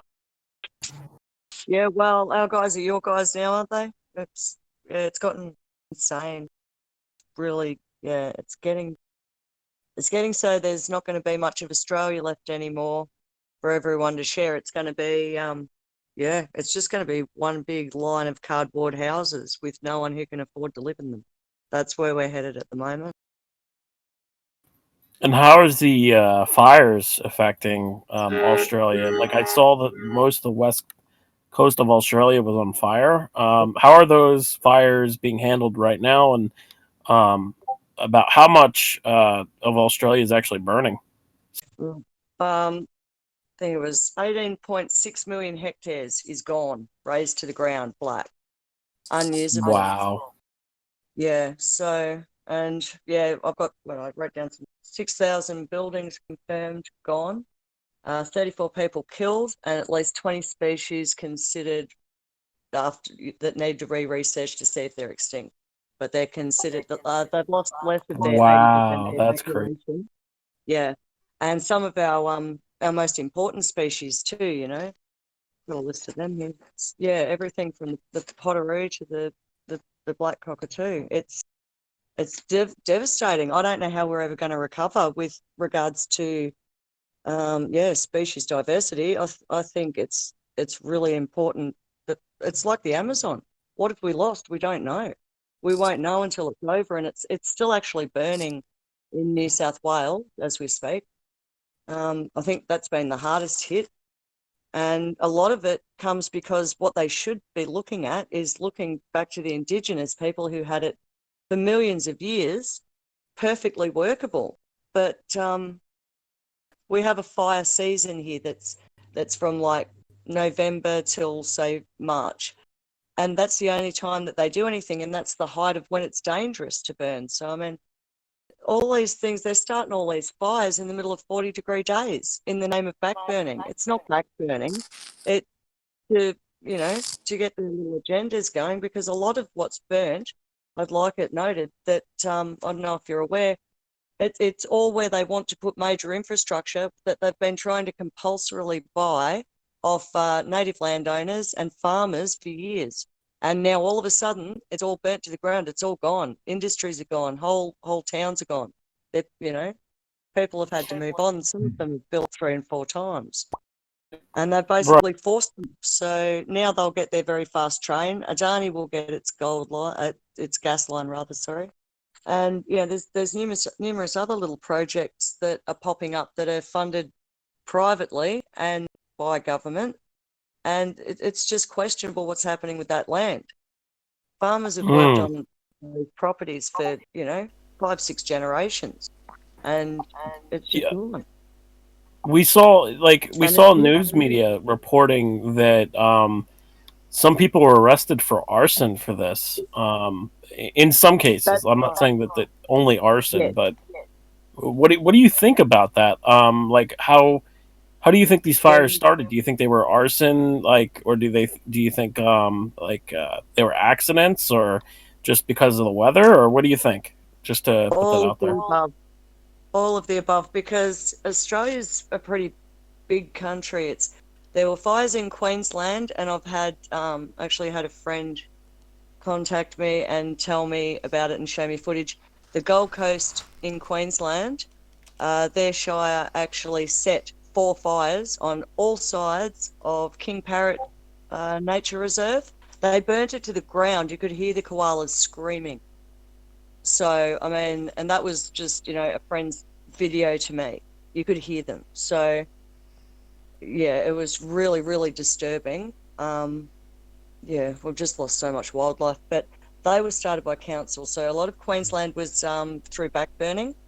Some of New South Wales was through backburning, and there were 2 teenagers charged with arson and 1 CFA member. And in Victoria, we pretty much burn here every year anyway, which is normal, so it's not so bad. But the areas that were worst hurt, there was about 3 or 4 that just sparked up from nowhere. No one can sort of explain where the Victorian ones came from. Possibly lightning. Friends just saying that. So yeah, it's a big area. It's probably about 4,000 or 5,000 kilometres from bottom to top. From the bottom to the top of Australia, it's all burnt. Wow. Yeah, that's crazy. When you look at it on a map, it looks like nothing, but when you're standing, and I'd just driven down from Queensland to Victoria about 3 weeks before the fires, and it was just dry and weeds that were dried. It's mismanagement. The government is not putting any funding in, and the CFA are doing their best. That's our fire authority. They do an amazing job. They self-fund. The government doesn't even pay for all our firefighters. They're almost all volunteers, and they don't have coverage. A couple of the firefighters that actually passed away in the fires were not covered in any way, shape, or form, nor is their family. So not only, have people lost their homes, but other people are going to lose their homes because they've lost their father or their mother or their cousin. It's awful. Right. Yeah. It's affected a lot of people. Oh, yeah. And our shelters are full. People have nowhere to go, and you can only sort of look after so many family members. Stock that we've lost, our meat prices will skyrocket. Lamb, we won't be able to afford to eat, probably. I'm a chef, so lamb's going to be absolutely ridiculous in about 6 months. It's going to hit everybody, even the ones who haven't burnt. Right, yeah. It's going to affect the food prices, is what you're saying, right? Absolutely. And we're going to have to also import, so, how that affects the product that we have, I don't know. I actually heard that Sorry. Yes. Go ahead. No, because I heard that actually like because that part I think like the is it the south southeastern part is it's not quite oftenly burned to be like and there are a lot of like the or like or like orchards wood like wood in the like the wood in the growing industry they all a lot of them are based on there. A lot of them are Correct. Yeah, based. well, we actually burn probably every second year. I'm in the southeast. I'm in Victoria, right up in the country here, and we get fires go through probably every 2 years, and that's why it doesn't get so bad. But yeah, there are high fuel areas pocketed in between because they've built farms and they've built all these new little housing estates where those pockets used to be. So while that was once true, it's no longer true, and that's probably the worry, is that there's no buffer zones anymore. It's all just little tin boxes waiting to go up because they've built so much cheap housing all along the corridor of where the fires always move. It's like they're setting us up for failure. It's all about land prices here at the moment, and I think, yeah, that's got a lot to do with the fires. Not sure quite how to explain that. I'm not sure if people understand how large of an area it actually is, like 5,000 kilometers. I mean, it would pretty much be the entire continent of Europe on fire. Like the Yes, entire, yeah. well, in New South Wales alone, it was an area bigger than Denmark that burnt, and that was a week ago. And it's Yeah, still on fire. that's like when you make a square of it, right? But if you like put like the 4 to 5,000, and you argue this like the entire coastline, it will be the entire coastline of Europe from the top of Scandinavia to the bottom Oh, of wow. Spain. Yeah, yeah, that's crazy. Yeah, when you think about it like that, I thought of that. Yeah. Yeah, no, it's the biggest one I've ever seen. Look, straight up, I'm 47 years old. I've seen a lot of fires. I've lived in this area. I've lived in Queensland and I've lived in Darwin. And in Darwin, which is the hottest state at the very top, you don't actually get hardly any fires. I haven't heard of a fire there. There's not as much bushland. It is desert, but they still have, grasslands that could go up, and they just don't because the indigenous people are allowed to care for it in their way. Whereas in the other states, we're not a territory, we're a state, which apparently is different laws. So we don't come under Aboriginal law in every other state apart from the Northern Territory, and that's the only state that doesn't get these burned. So I mean, it's something they need to address. They need to have cultural burning, which involves watching the actual area that you're in, what species frequent it, what they eat, where they live. You try and leave when you do controlled burns. You try and do it small, like literally within front of you with a watering can. And they won't do that. They just want to burn whole areas, and it gets out of control. So, I mean, the native people did it properly. You've got to leave the logs for the animals to live in. You've got to leave the animals. We've just burnt down one freaking animal.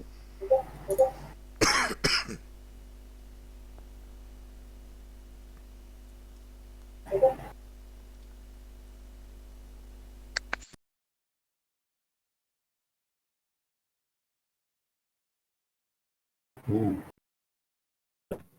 Go ahead, Smiler. You said you wanted to say something.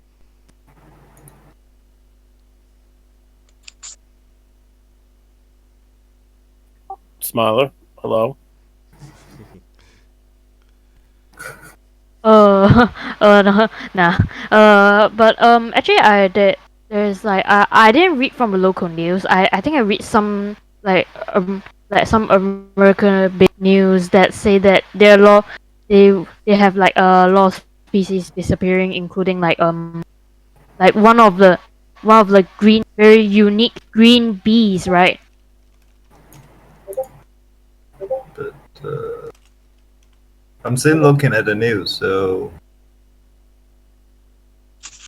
Test. Oh,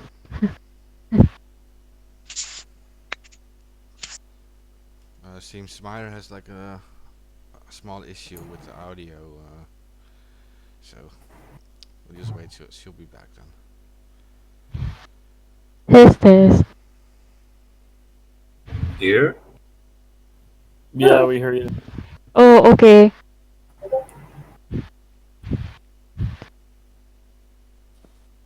I've got a problem with your dad. Oh, maybe she need to reboot.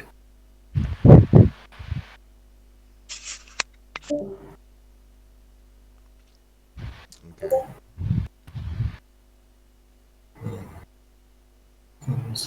Yeah, sometimes it happens with the Discord. But sometimes too, it doesn't recognize your microphone or whatever.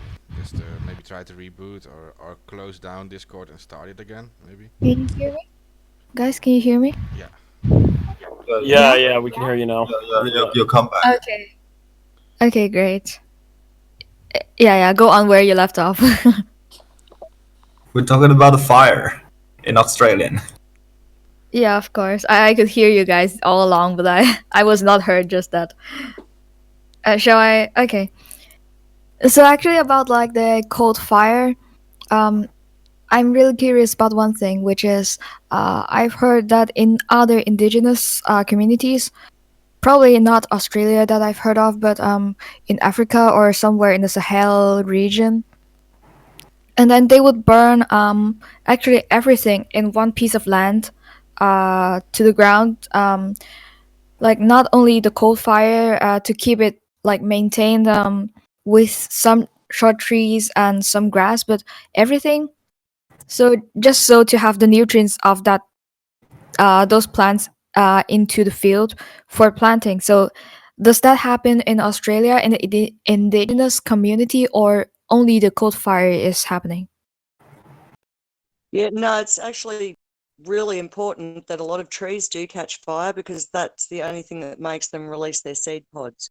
And also a lot of things that end up on, on the floor under the leaf litter needs to basically be at a certain temperature to reseed. And yeah.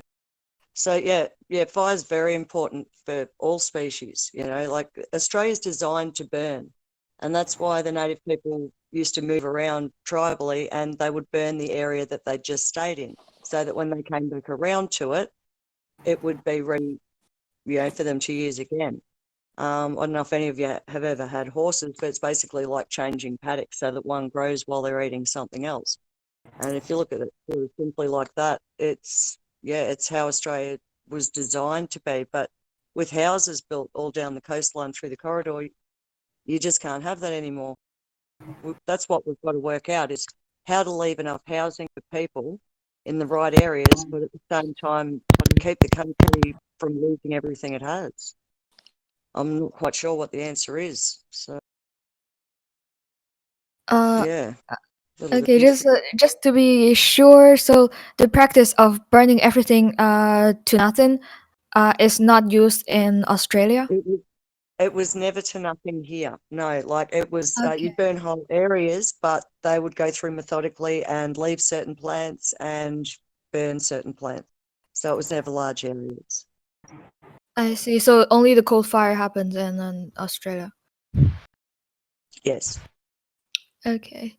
Because I was wondering if that would be one of the practices used in some of the indigenous community, then that could also be one of the reasons why the fire started or something. Even though I know a lot Yeah. of those are like very intentionally like arson and so on, but you know.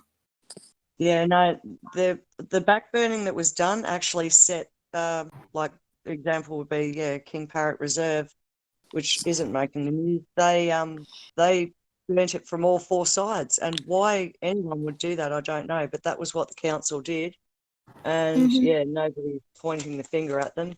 But I mean, controlled burning needs to go on throughout the year, which at the moment you're not allowed to do because we're banned from having fires for about 4 or 5 months of the year. So it's the old Australian myth of the Barbie. Yeah, it's all gas. So but and a lot of these plants aren't being burnt at the correct time, so they're not regenerating. So I mean, fire's necessary, but it's necessary for them to go back to the old ways and use fire as a tool, not as, leave it until it just burns everything to the ground and it can't regenerate from there. Okay, so I wonder, like, if it is already practiced by the indigenous people for such a long time, why would they start to burn in the wrong time? Well, because they stopped the Indigenous people from doing these cultural burns probably about, Mhm. I think it was 15 or 16 years ago. Yeah, So but they haven't like, been allowed to, and that's why the fires have gotten bigger and bigger. But before that, uh, yeah, the areas where they did the burning has always just been fine. We've always had bushfires roll through, but as you said, that's usually arsonists or other people. Like no one in their right mind would start a fire here. yeah, but I mean, like the officials, they should be observing the indigenous people for a long time already because it's in your history, and I guess your people at least know that they are doing cultural burning if they are like the officials who have to work on these things. And it's really weird that like after they take over, they start to burn it in the wrong time. Like that caused so much more impacts to um, the environment than it should have been. Absolutely. That's absolutely what's happening. Yeah, that sounds just not in the right mind for me for them to do. Well, the government's only just now, we've had the cultural burnings only happened in national parks, and it's been purely funded by the Indigenous people working groups in those areas. So government won't have anything to do with it, but they can't stop it in a few certain areas. But most of the bushland is privately owned. So or government owned. So, I mean, the government owned parks are much bigger than what's been left for the native people. The native people have slowly gotten less and less area. So they don't have the rights that they used to. And that's why there's so many protests here all the Uh-huh. time for, Aboriginal rights. And, I mean, they really are being left behind. You know, it's shocking. I've got a lot of friends that are Koori or And Lariat. for like those pieces of land where you would practice like burning, let it be like culture or not, just like agricultural purposes, whatever. Are they connected or are they like a little bit separated between each other? Because Also like connected, and some of them are bordered, like a farm might be bordered by native land or vice versa. It's not been well thought out over here. It's all a big mix up of everything. There's no industrial areas or housing areas or farm areas. Every area has it apart from the big cities. oh really? Yeah, Because when you're burning your own piece of land, just such as private it- owned or government owned, then it is very likely the fire could spread into the other people's piece of land easily. Yeah, that yes, yeah, it would spread. yeah, and when it gets out of control, it could go crazy. You can be burning like a several corporates or organizations pieces of land. Yes, absolutely. Um, And a lot of what's been lost has been commercial. So yeah, that's why I think it's going to affect industry and our economy within the next 6 months. The price of everything will go up. There were trucking firms that went down. There were car lots that went down. There's schools. They've lost so many schools. So I mean, there's a whole lot of kids that aren't learning anything. They haven't even got anywhere to live. So it's shocking. Yeah, and also a lot of animals live there as well. Because you also said like you don't have a very clear distinction of, for example, industrial area, residential area, or like school regions. You don't have all of those, so everything happens everywhere. And from my just personal knowledge, a lot of animals are also freely going around in Australia, right? Yes, yeah. Yeah, There's, like in our town alone, we have wombats waddle across the road. I've seen kangaroos, yeah, wallabies. kangaroos always hop in sport games. Yeah. Yeah, they're a lot scarier in real life. I believe that. They look cute on TV, like koalas. They're super cute, but geez, they're vicious. Yeah, koala is actually one of those like endangered species. Really highly impacted. Highly affected by this fire. Yeah, the koalas. And the fact that they're only safe sanctuary without, because they get chlamydia, the only safe place that we had a good colony was Kangaroo Island. So Kangaroo Island actually was the one that burnt to the ground. So with those logs, Which part of Australia is that's that? right down the southeast. So yeah, down near Victoria. Let me just check on the map. Wait, I heard that's the one only community that it's like that is exempted from one of the fire. I don't know, virus or bacteria that will render koalas like Yeah, that blind was or infertile, that kind of sort. the in that problem they have a lot in Tasmania with the Tasmanian devils too. But the koala colony was only on that one island. Like koalas are everywhere, but none of the colonies were considered, safe because of the chlamydia outbreak all across the eastern seaboard. So you've got Kangaroo Island was the only place they had a perfectly healthy colony, and the 80% of those are gone from that island. I think numbers went from something like 14,000 to 60,000, was it? Down to 5,000. So I've just searched about Kangaroo Island in there. It's actually really close to Adelaide. Yep, And down then the it bottom. is, yeah, that's a major city. Correct, yes. Yeah, and Sydney, the fires came very close to Sydney, but they didn't actually hit Sydney, but they came right up to the CBD. Mm. So are there any like major cities, like the most famous one, hit by this fire? Or is it only in a more rural area? I would say, well, everywhere's affected by smoke. The air Yeah, yeah. quality is shocking here. Mm-hmm. Yeah, if I get asthma, I hardly ever get it. I've had asthma for weeks. Like you can open your door and just see it. You would think that the fire was close, but it's 100 kilometers away from where I am. And every day we're driving through thick smoke. It's not, Oh, it's getting better, but it's still right there. So okay. yeah, the cities are feeling it. They've got air quality warnings every day on TV. Uh-huh.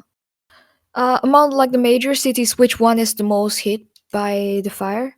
Could it be the Gold I Coast would say or Sydney. Yeah, I would say Sydney because it came all Sydney? directions around Sydney. Ah, I see. So I think a question was raised here. Is there, but is there a great impact on private housing? Yeah, a lot of the houses. What did you say? 3,000 houses. Well, there you go. I didn't know that. Yeah, no. Apparently, 3,000 houses have been lost. I know 30,000 this. houses. And Yeah, 3,000 private homes. because it's been like going on for quite some time, did people just relocate or are they settling in somewhere nearby, like waiting for the fire to be over and then going back home? Or, Well, a lot of them have relied on funding. We have Centrelink here, which basically unemployment benefit people. They've stepped in and given 5,000 to each. I mean, that's not going to go a long way, but it's something. Some Mhm. people are saying it's difficult to get payments, but I have no first-hand knowledge of, so I can't speak to. But what I can speak to is the Red Cross, who everybody was donating to all around the world. And Mhm. I'd like everybody to know about the Red Cross because I was very surprised. They have refused to release. They've released, I think, about $6,000. Yeah, $6 million, and they're holding on to $9 million and keeping it for admin fees, etc. So people are going without, and the Red Cross have taken all this funding, and everybody's asking them to show where the money went, and it's all gone to, yeah, basically themselves. Yeah, So paying everyone's themselves. furious about that. That's all over the news here. I mean, it's no secret, but it is a secret what they did with the bloody money. So Yeah. yeah, we're all holding our breath, So, waiting to find out about that. But so with like the money that Red Cross is using, what are they spending it on? they were giving out $10,000 grants to people who were affected, people who'd lost their homes, but not everybody got those. Hardly anybody got those, and the ones that are still waiting have been told no, they're not going to release it now because there's no money left. But there's $9 million that they have kept as admin fees for handling the bushfire crisis money. It's insane. Yeah, this. And Red Cross is actually not the only um not the only NGO that's like almost exposing themselves under this kind of Yeah, situations. A lot of them also were found like withholding money to like admin fees, basically just paying their own employees and just taking money into their pockets. yeah, yeah. It goes on everywhere, and it's certainly happened here. But yeah, I think they're going to be in for a bit of a battle because there's a lot of people that are pretty upset about it. It's been all over the news for weeks now, so they're still not saying where it went, but evidence has already come out that that's where it went. They've paid themselves, and they've paid themselves quite well. Yeah. So But yeah, to get back to what people are going to do, as I said, mhm. the shelters are full. There's limited funding for stuff like that, and the government keeps saying they're going to give people this money, but to this date, we haven't seen anybody receive anything apart from Centrelink if they're unemployed.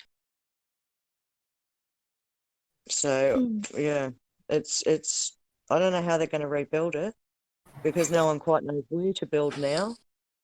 Mhm. Mm. Like are those people really wanting to rebuild their communities or just move to another place instead? Well, I think it's caused a lot of suicides. It's caused a lot of people to be so depressed they've lost everything they own. So I guess Mhm. it's more an individualistic thing. Yeah, like some people will always rebuild and some people will always leave. I guess it's like someone who lives in an earthquake zone or a hurricane Yeah. zone or similar, like, yeah, I mean, some of these families have had these properties for, as I said, generations.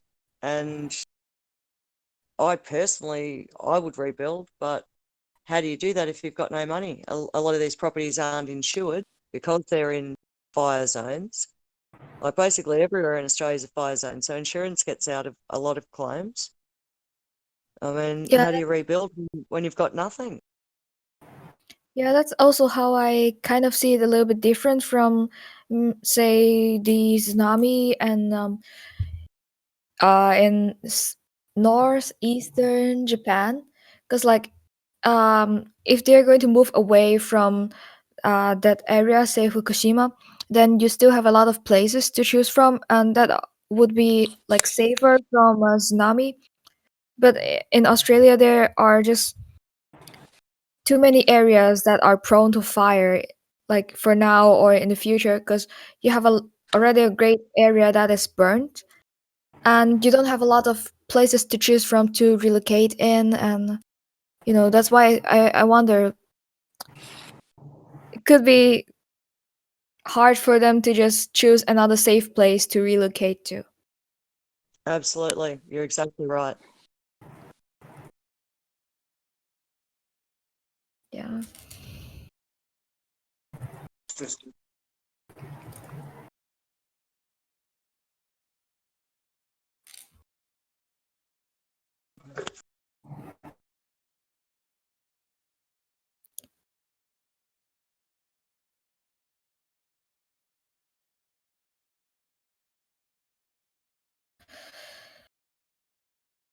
Um,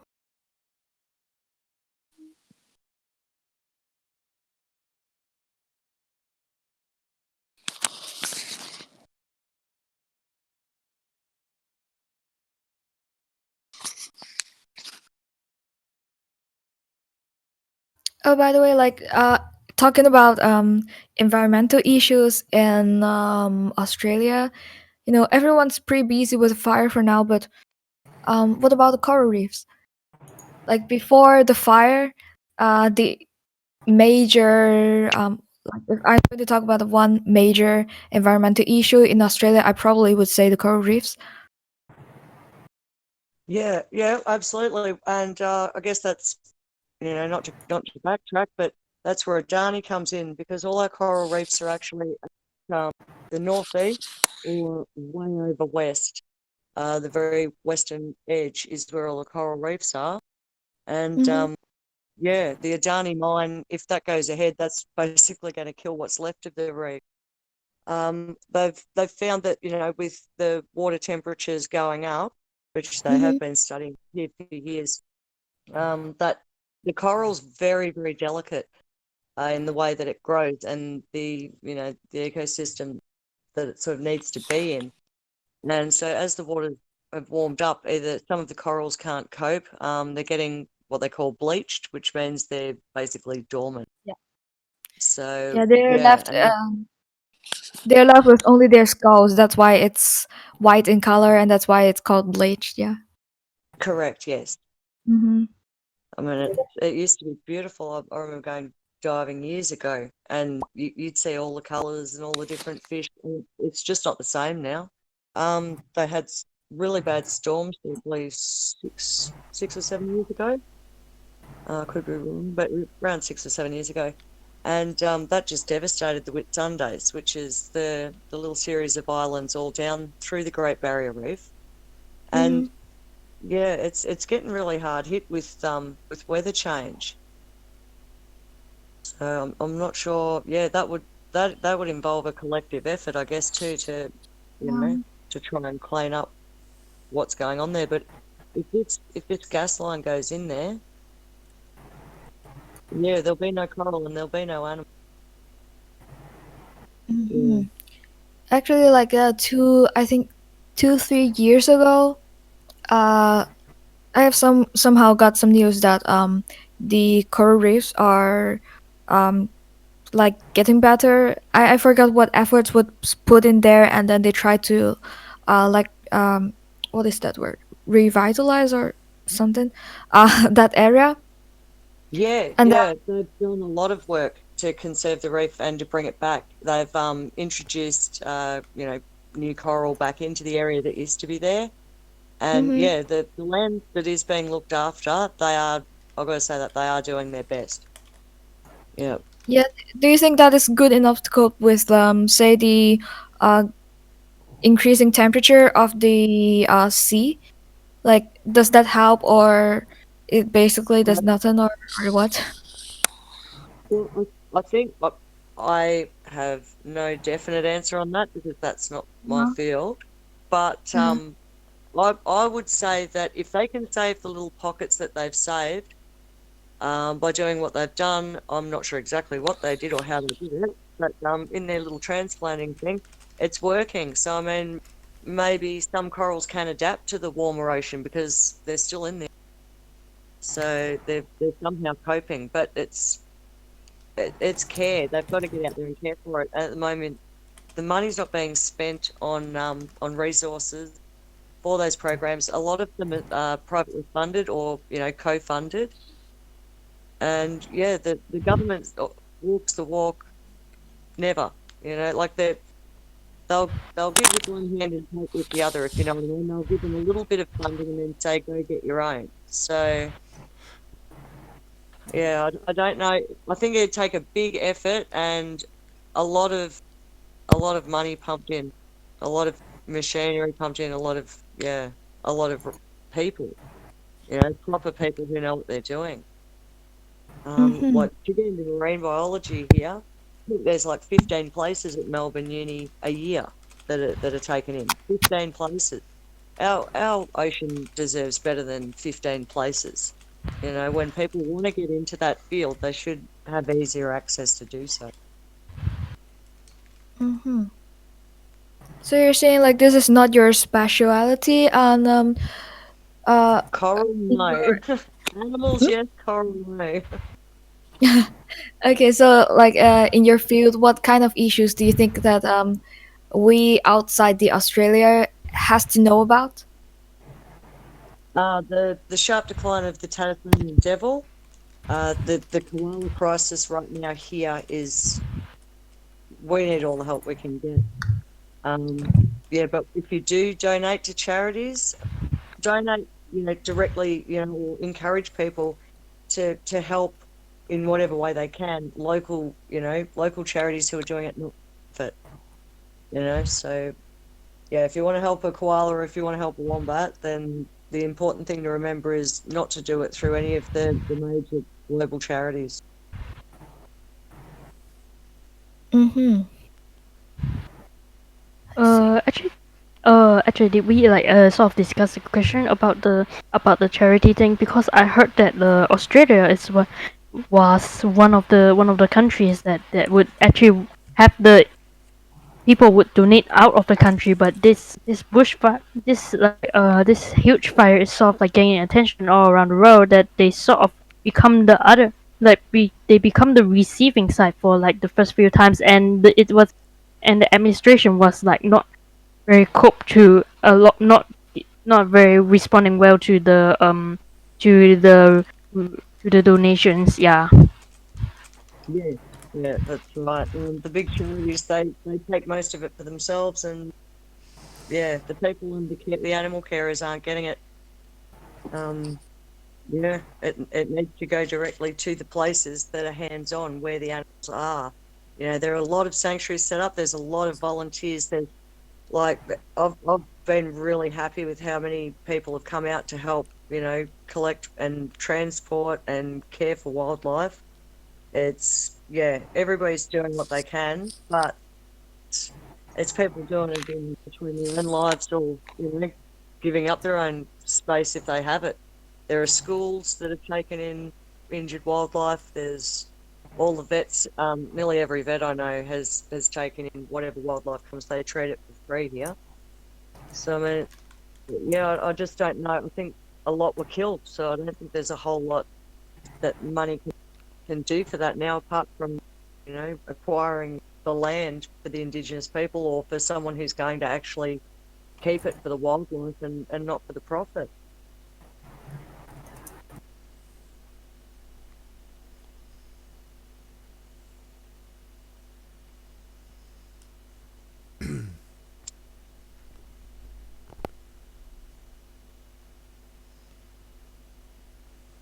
Okay. Yeah, Uwe says like maybe it's a good idea to actually share like some places where people can safely donate. I guess. I mean, we already. Yeah, I think that's a good idea. Go ahead. Yeah, I'll make up a list and give you some links. Yeah, because I think many listeners will be aware that like global these global groups asking for donations. There a lot of money is lost. They're paying a high amounts of wages. They uh, like the Red Cross, for example. Like I don't want to talk like so bad about like one specific thing, but the Red Cross is a good example. I mean, like the Red Cross in my own country. I've seen Yeah, the wages these yeah. guys We don't get. trust them. No. I mean, because I saw like the Oh, wages of these guys, and there was like a person.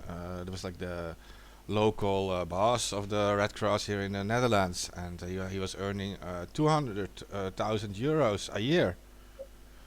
But we, but we are talking wow. about, yeah, because we're talking about organizations that are supposed to help the people with the donations. But if they spend all their money on their own employees first, Yes. Yeah, no, we're just Also, starting to see that now. I mean, I always thought you could trust the Red Cross, but to hear that it's happening in other countries, wow, just wow.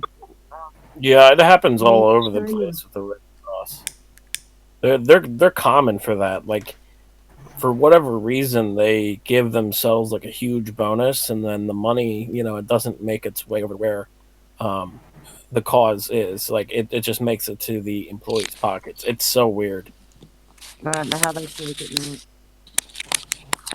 now. Yeah, they're not the only ones, but there's other organizations similar things. So that is yeah why it might be wise to share like some local initiatives that people can safely do, that you actually know that the people receiving it actually care about the local environment, right? That they actually that it matters for them more than money. Yes.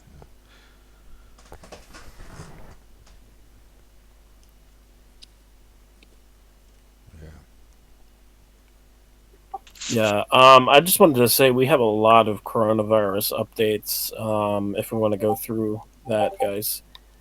Starting off, there is now 760 million people that are restricted in China from moving around China, both in buses, trains, planes, etc.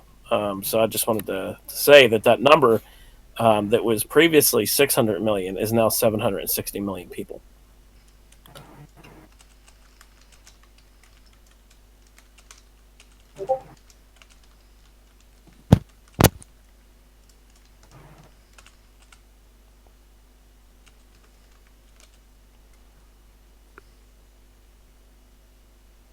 Another update here is Xi is urging more policing and web crackdown of users that are sharing videos online and quote unquote hoaxes. So I'm not sure exactly I'm saying what keep everyone looking. feels about that. I'm looking. That's the ship at Yokohama, and the camera still looking at the shuttle bus, the ship behind, but not any sound and forest. And I don't know what the was they coming down with the ship. And then I'm saying keep watching. A little bit update right now. The same funny things in Hong Kong, and I cannot say that it's a protest or anti-virus right now. The police are attacking the people like normally, but they're not looking like to protecting or anti-virus anymore. They're just catching the normal person in the city. Seems crazy. Yeah, I just saw an update too that says that Hong Kong protesters are planning to attack quarantine centers. No. I want to show more something information with Hong Kong right now. In by the government, they tried to build different places to be the hold down the sick the begin sick person to stay in hold。我因為我中文講你 translate 啦，即係其實唔係佢要指定診所啊嘛，係嘛？唔係指定診所啊！你發覺佢而家喺隔離區啊？係每一區都要整一個啊！每區都要整隔離區啊嘛，係嘛？係唔係啊？佢係每一個地區，你見到佢嗱長沙灣又 set 一個，跟住沙田，你收聲啦，仆街！我喺電腦度，黐線馬會嗰度啊！你播嘅，香港馬會睇醫生㗎，唔係。So I want to mute my mic. Holy shit! Alright， 即係佢而家個問題係佢每一個地區都整一個隔離中心喺度。我見到嘅新聞每一個 report 都係，即係沙田又話一個，跟住新界基本上喺民居隔離就整一個，咁黐線㗎喎政府係，所以啲人咪出嚟暴動咯。但係而家啲警察就喺度拉緊啲人咯，係啦，跟住我就瞄咪啦，唔好意思。Okay, so what he just said is that in Hong Kong right now, for every region, because we have 18 districts, and the government is trying to create an isolation area in each of the districts. So in every little district, which is not very big, I guess, is like 2-3 kms, and I mean, if you're gonna draw a straight line in there, each district would only be like 2-3 kms long, and then they're trying to build an isolation area in each of them, so it's guaranteed that they will all be very close to residential areas, schools, and populated places. And that's why a lot of the citizens in Hong Kong are opposing to that. Like there are protests, there are oppositions. I guess almost every day or two, if not exactly every day. Like they are using different ways.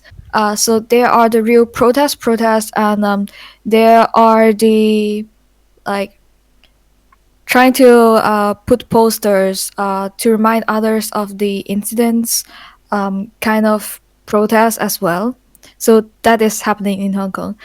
And it's interesting how we do not have that many cases, as like 50 something for now, if I'm not mistaken, or if that's still updated. And they are trying to do an isolation area in each of the district.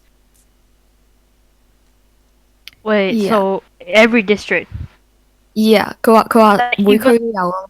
like even this district is like one of the most populated, densely populated, and when you got cities around, no, and when you like there are areas like the Kowloon Peninsula, they actually the district they don't have a lot of like inside there's not a lot of like natural because there's a lot of places where it's very so densely populated that you can hardly find an area that you can even put isolation area in it, It's not and you're gonna only. be, Maybe you would think Hong Kong is a very small city.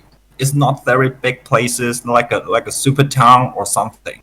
It's very closely in a single zone to create a places to hold down the sicker person. But it's even in the same time it's maybe if you look on the map, you will see in the Hong Kong island it will got 3 to 5 in different like the east places, the south places, the west places. They will have a free zone. But in Kowloon Way, they have more than 5 places to recommend to build the sick person holder,嗰啲叫咩診所 clinic. clinic place something to hold down the person, but it means it does not to anti-thyroid or protecting the citizens. Just put all the China's increment or the increment from China Immigrants. to Immigrant.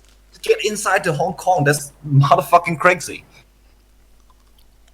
So how and why the Hong Kong people you can see on the street. It's not only the protester. It's normally the citizens or the people live in the places. They coming up to say no to the government, but the government will never to heard about the people's voice and use the police force to attack them. Yeah, so a little bit of background here. So until this moment, the borders of Hong Kong and China are not 100% closed yet. So in one of those borders, actually the number of visitors coming into Hong Kong rise for more than 100% after the other borders are closed. So um, so right now, a lot of people are still rushing into Hong Kong, and they are subjected to supposedly the 14 days of isolation. So because of that, they probably need a lot of places to contain them until the 14 days are over, and it would be safe again. So I don't think that's called 14 days isolation. That's called a 14 days self quarantine, and it depends on the person if the person is willing to self quarantine, right? okay. Yeah, So what are those like isolation areas for? Like the diagonals people, confirmed cases, or what? I think so. Should Okay. be. So they I are mean, like, expecting a lot of people to be infected. they sort of like designated for a few clinics for for people who think they have got the illness to get to there, right? Like in I'm every not entirely sure. in every single district, which some of them involve like one of the world I would say one of the world most populated areas.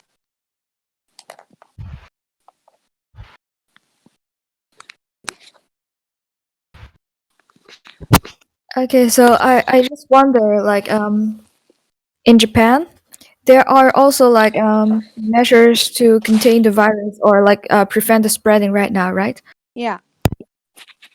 Uh, Actually, personally, I do think the Japanese people did not react very quickly towards the incidents because like earlier there are already countries doing mandatory checkups for visitors from China, and Japan did not implement that until very frequent. I mean, until very recently. Yeah, true. Okay. Yeah. Yeah.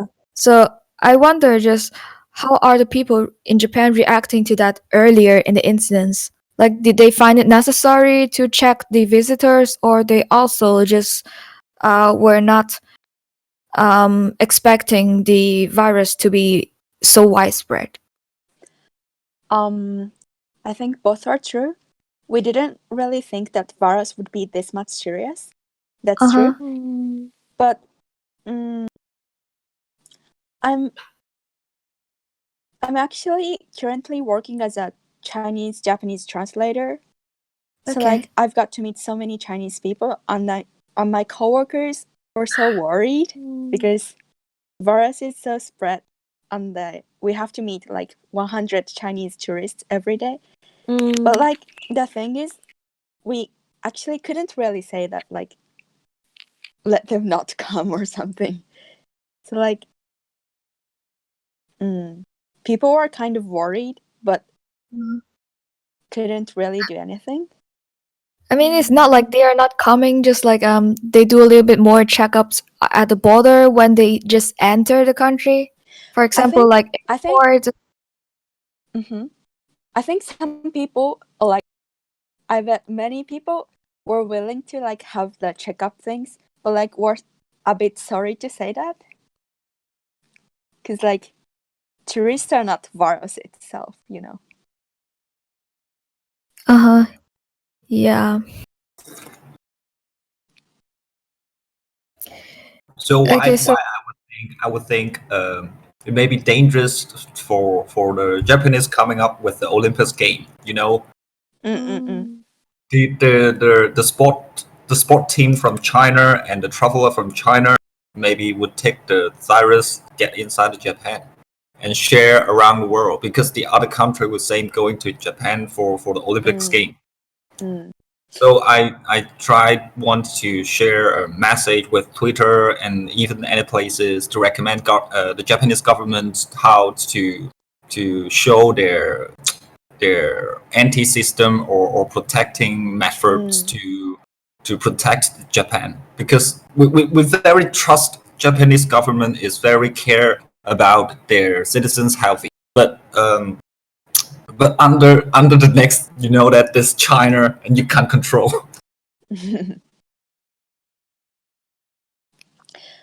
I think yeah, the Olympics are coming. I actually don't know whether the virus is gonna be like widespread until the Olympic. But like We also hope that, but we cannot trust this time of the virus because we call it NCOV is not only in the winter. It can be keep running through with the people just 即係點咧？肺炎唔係冬天先有啊嘛，即係佢可以 keep 啊住去到夏天嘅其實。咁如果你啊控制唔到咧，一路滲落去，其實我都知7月先至係可能會，但係你工作係早差唔多半年準備㗎啦嘛。咁你而家有啲咁嘅情況，日本有冇啲咩新聞或者佢哋有冇啲咩指引喺奧運方面有啲咁嘅嘢咧？因為我哋完全唔知㗎，全世界都冇人。Okay.有 So regarding the Olympics and the coronavirus at the moment, so just because it's going to happen very soon, like there are only months away, and there are so many unknown features of this virus. We don't know how many people it can infect in one moment, and then also the symptoms kind of showed rather late in the patients. So, are there anything that the Japanese government is trying to do before the Olympics, just to like make sure it goes smoothly at that time? Are there anything that it's heard of in Japan? Regarding the virus or anything else is okay? I mean, like regarding the virus, in preparation of the Olympics. Okay. I personally have never heard of that, like the regarding virus and the government for the Olympics. Like the government is like, yeah, I've never thought about that. But like currently we are focusing on how to treat the current patients in Japan, or like how to like the Diamond Princess, the boat cruise ship. Yeah, we are mainly focusing about that. So But yeah, probably like come to think, we have to think how to like control the virus before Olympics. Yeah, true. it is important because probably the Japanese government is very busy about the ship right now, and the electric at the moment. Okay, very true. But when the Olympics happen, people around the world Yeah, are true, going true. together, and if it's not contained at that moment, it would be disaster. Just to have a spread to all countries joining the Olympics. That True, would be yeah. terrible to just think about. Yes. I Oh, mean, like another there's thing. You should go first. Oh, okay. Because some of the people they sort of reference it to the SARS epidemic in 2003. So they sort of said that, oh, the virus is not very heat tolerant, and it probably go away at somewhere weather at change or yeah, when something. the weather gets hotter, like in a summer. Fall. And well, look at Singapore. It's on the equator. It's on the equator. It got now. I think it had like 70 some. Is it like 70 something cases or what right now? Yes, 70 something cases. Yeah. And if the virus can survive in the equator, like somewhere like around like 30 something degrees every day, you're not gonna. I'm not gonna expect the virus gonna go away at at the summer when summer Okay, comes. 75 cases. Not only because maybe the virus can hide the behind the animals. You cannot to control which time the virus can between the animals the exchange. So I hope still sure we don't hope that the keep to the September something like this. But in June that is how to say that in 即係如果係一個地區政府咁，你都會 plan，喂咁如果幾個月之後都仲唔散嘅，咁我奧運又嚟，咁點防啲中國人先？我冇得防，我防你啲中國人，即係遊客，我防唔到你嗰啲中國隊運動員噶嘛。但佢哋啱啱講咗，佢哋係暫時未收到呢啲消息啊嘛。所以咪可以喺出面嘈下，或者即係 share on Twitter something like this to make Japanese to focus on that 啦。Okay, so yeah, true. It would be nice if like the citizens in Japan could like raise their voice about this issue, because it is in Tokyo, and I mean, like a lot of people are going to focus on this city, going to that city, and it is important that the government do something before that. Yeah, the people. Yeah, true. It's better that the people like raise their voice and make people pay attention to this issue. Yeah. So are there anyone who's talking about like this virus in connection to say Olympics out there in Japan? Or is it also not that much of an attention? Sorry, can you repeat the question again? Okay, so about the measures. I mean, to contain the virus or anything that could prevent the spread of the virus during the time of Olympics. Are the people in Japan put in a lot of attention on this issue? I don't think so. Like, some people are not even wearing masks right now. Oh, really? They will regret that. And I also wonder, like, there are a lot of people bulk buying masks in Japan because you still have stock somewhere. And do you think that is a concern of the public, or are they not panicking about the mask at all? Like, some people panics, but some people don't. So like the difference is like big. Like those who care too much, but like those who don't care doesn't really care. It's like that. So the mask is sold out anyway. Yeah. I mean, like we got crazy. We got crazy stuff in Singapore, which the government actually tell the people, if you're not sick, you don't need to wear masks.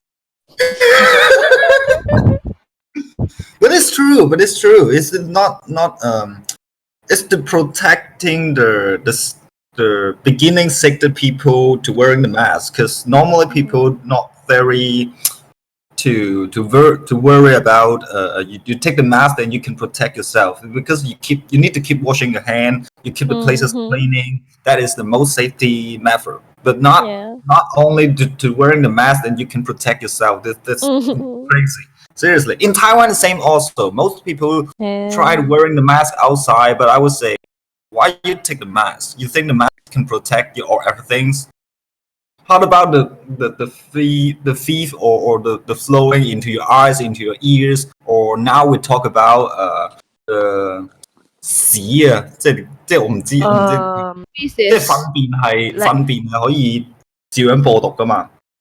Yeah. So like feces can also spread the disease. The Like the diseases, fecal the matter. virus. Yeah. Just like the waste.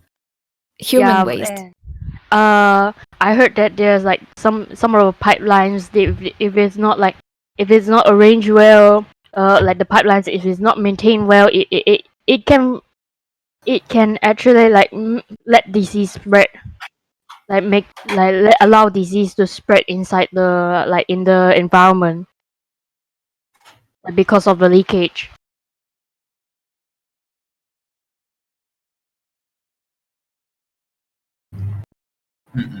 Yeah.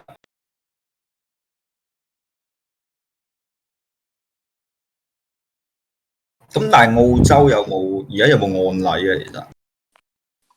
其實我哋澳洲朋友喺度。Maybe to our Australian friends, because are there any people are actually worried about the virus, because I know that there's quite a number of Chinese population over there. Yeah, that's right. Yeah, we have a lot of Chinese students, a lot of Chinese tourists, and yeah, many that have settled here also. So That's it. I think they're quarantining people in the Old Manors Island facility, which was for refugees. As far as I know, they're returning anybody suspect via there, but then other people are just getting off planes here. So we've had a couple of confirmed cases, but no deaths, no major outbreaks. I think there's a lot more talk about it than actual people with viruses here. But it's really interesting to hear, about it firsthand. So, yeah, very interesting. 咁但係澳洲有冇啲好明顯即係禁止中國旅客嘅手段咧？ Is there any very straightforward, aggressive methods to actually actually like not let the Chinese nationals to come in to enter into Australia. As I understand it, they are letting people through still on, on tourist plans and, whatever it is that they come here for. They are going through screening as they come in, though. Our quarantine laws are really, really strict already. So I guess it's business as usual at the airport. Apart from the extra sort of quarantine measures if they're considered infectious or in any way ill. But nothing rigid. Okay, so wait, the quarantine laws are quite strict. Is it because of the ecology over there? Like the animals are very affected by foreign disease. That's I correct. would. Yes, they Okay. have no natural immunity to many, many things. We currently don't have things like rabies. A lot of domestic pet. If you bring a domestic pet, for example, from Europe, they'll do about 4 months in quarantine before you can even pick them up. If you were to bring a wild animal, well, an animal from Africa would only be allowed in through a zoo, and then it would be quarantined for almost a year. So I mean, it's very, very strict. Even fruit, nuts, meat. There's so many things you cannot. Like things like fruit fly spreads from country to country. We got that. It would be devastating to them, I think, if we weren't so full on about it.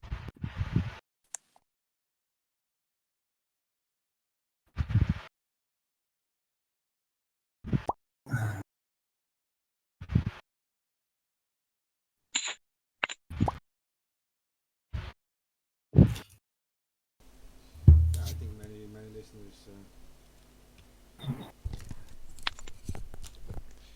I think many listeners never knew about that. But I mean, like, it's of course it's like an entirely different ecological system in Oh, really? Australia. Oh, that's interesting. Yeah, I just thought it was common knowledge. We had, for a good example would be Johnny Depp. He has a private plane, and there was a huge outcry. They brought a little dog with them on the plane and just had it in their hotel room. Everybody was absolutely outraged because you just can't do that. Everything has to go through quarantine, whether you bring yourself here or otherwise. Our shipping yards are the same. Anything that comes in, is never processed straight away. Due to quarantining. It's not even handled. A lot of it's just, put there and it's not allowed out of the boat until it's been checked. So it's the same for a lot of certain cargoes and, animals, anything alive, plants, even a rock. If I was to fly to New Zealand, pick up a rock and fly home with it, which I did do without realizing that was a problem, because of the dirt and the microbes that are attached to it, you can't bring it here because you don't quite know what you're introducing to, as you said, a population that we don't know how it would go with certain organisms.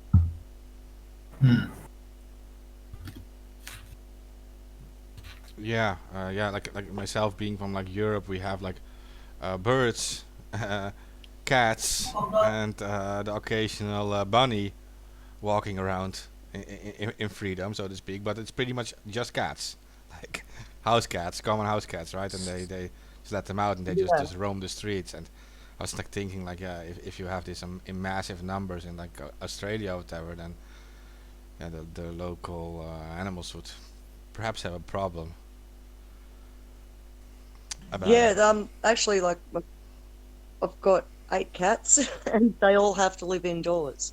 So, like a lot of councils 8? now, 8. I show them. So, yeah, that's a yay because I'm super cool. Hey, you gotta have cats, don't you?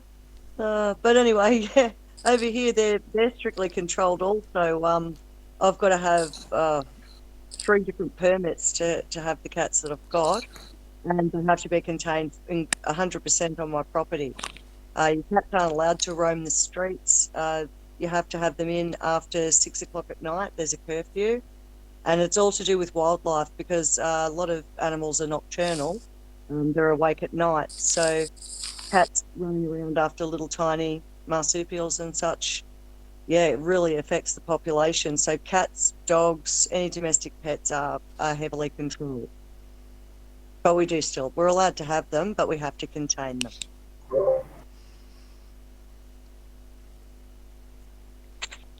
Yeah, well, in this case, the whole quarantine procedures actually will help Australia, of course. Like, I mean, you're already used to it, so it is Yeah, yeah. some sort of defense against the virus.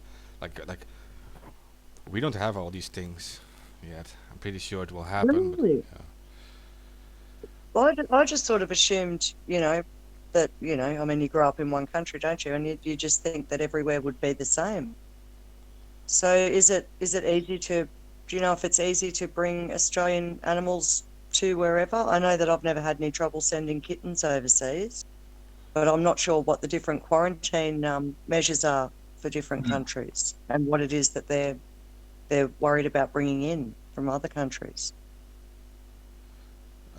yeah, I can only speak for my own country. I know there are some restricted animals, which are like obviously like the zoo animals, for example. You can't have them as pets at home, right? But pretty much for the rest. Yeah, same for the U.S. Yeah, for the rest, it's Yeah. mostly like voluntary. I think you have to just sign them up or whatever, have them checked by yourself somewhere at like a veterinarian. Yeah, Oh. I don't think the restrictions are like that. So No. you don't have pet rats? Is that what you're saying by rodents? Like you? I know certain states in the U.S. you can't have sugar gliders, like, which is really weird, but just Wow. a fun fact. Yeah, fun fact. They actually ban sugar gliders in some states, and if you have one and you try to bring it on a train or something like that. I know because this is from experience, but I tried to bring one back from a train to another state, and I was told that I could not do that and that I needed to get rid of the pet and to bring it back to the pet store, do whatever, and I wasn't allowed to get on the train with the pet. So yeah, it was an interesting experience. What's their reasoning for not having? Is there a disease they carry, or is it more because they're a wild animal? What's their reasoning? I have no idea, to be honest. I mean, they just said you're not allowed to have a sugar glider in the state. It's illegal, and I was Right. like, I didn't even know that that was a thing. Like, I had no idea that they literally just banned sugar gliders from certain states. No, But that's strange. apparently it is. But wear the sugar glider. Hey, but I've seen like Yeah, okay, like I've go seen like ahead. people in California have like sometimes like even like tigers or something at home, right? Is that true?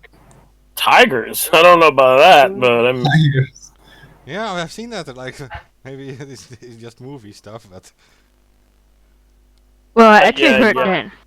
I actually saw in like some of the show. I don't know what. I think it's like National Discovery, some sort of show. They actually have like played people.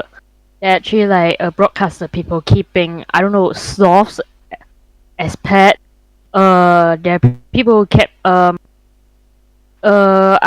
think it's a There, painter as pet. Mm. Yeah. That's pretty brave. I know one of my relatives actually has a fucking Komodo dragon in his garage, and They are when pretty I was cool. younger, yeah, when I was younger, I tried to go into that garage, and he told me if you would have went in there, you probably would have gotten eaten alive. Yeah, they're not very friendly. We used to have them up north of Australia, and they get in the waterways there, and yeah, you wouldn't take one on. They're pretty big. Yeah, Crazy. this one was literally the size of a garage. Like I'm it trying to was process big. but anyway, each their own. Yeah. so Do they make Yeah, them? I checked. said to him, I was like, why do you have this dangerous animal in a garage without like a sign that says warning Komodo dragon in here? You know, like because it was like the same garage for like tools and shit.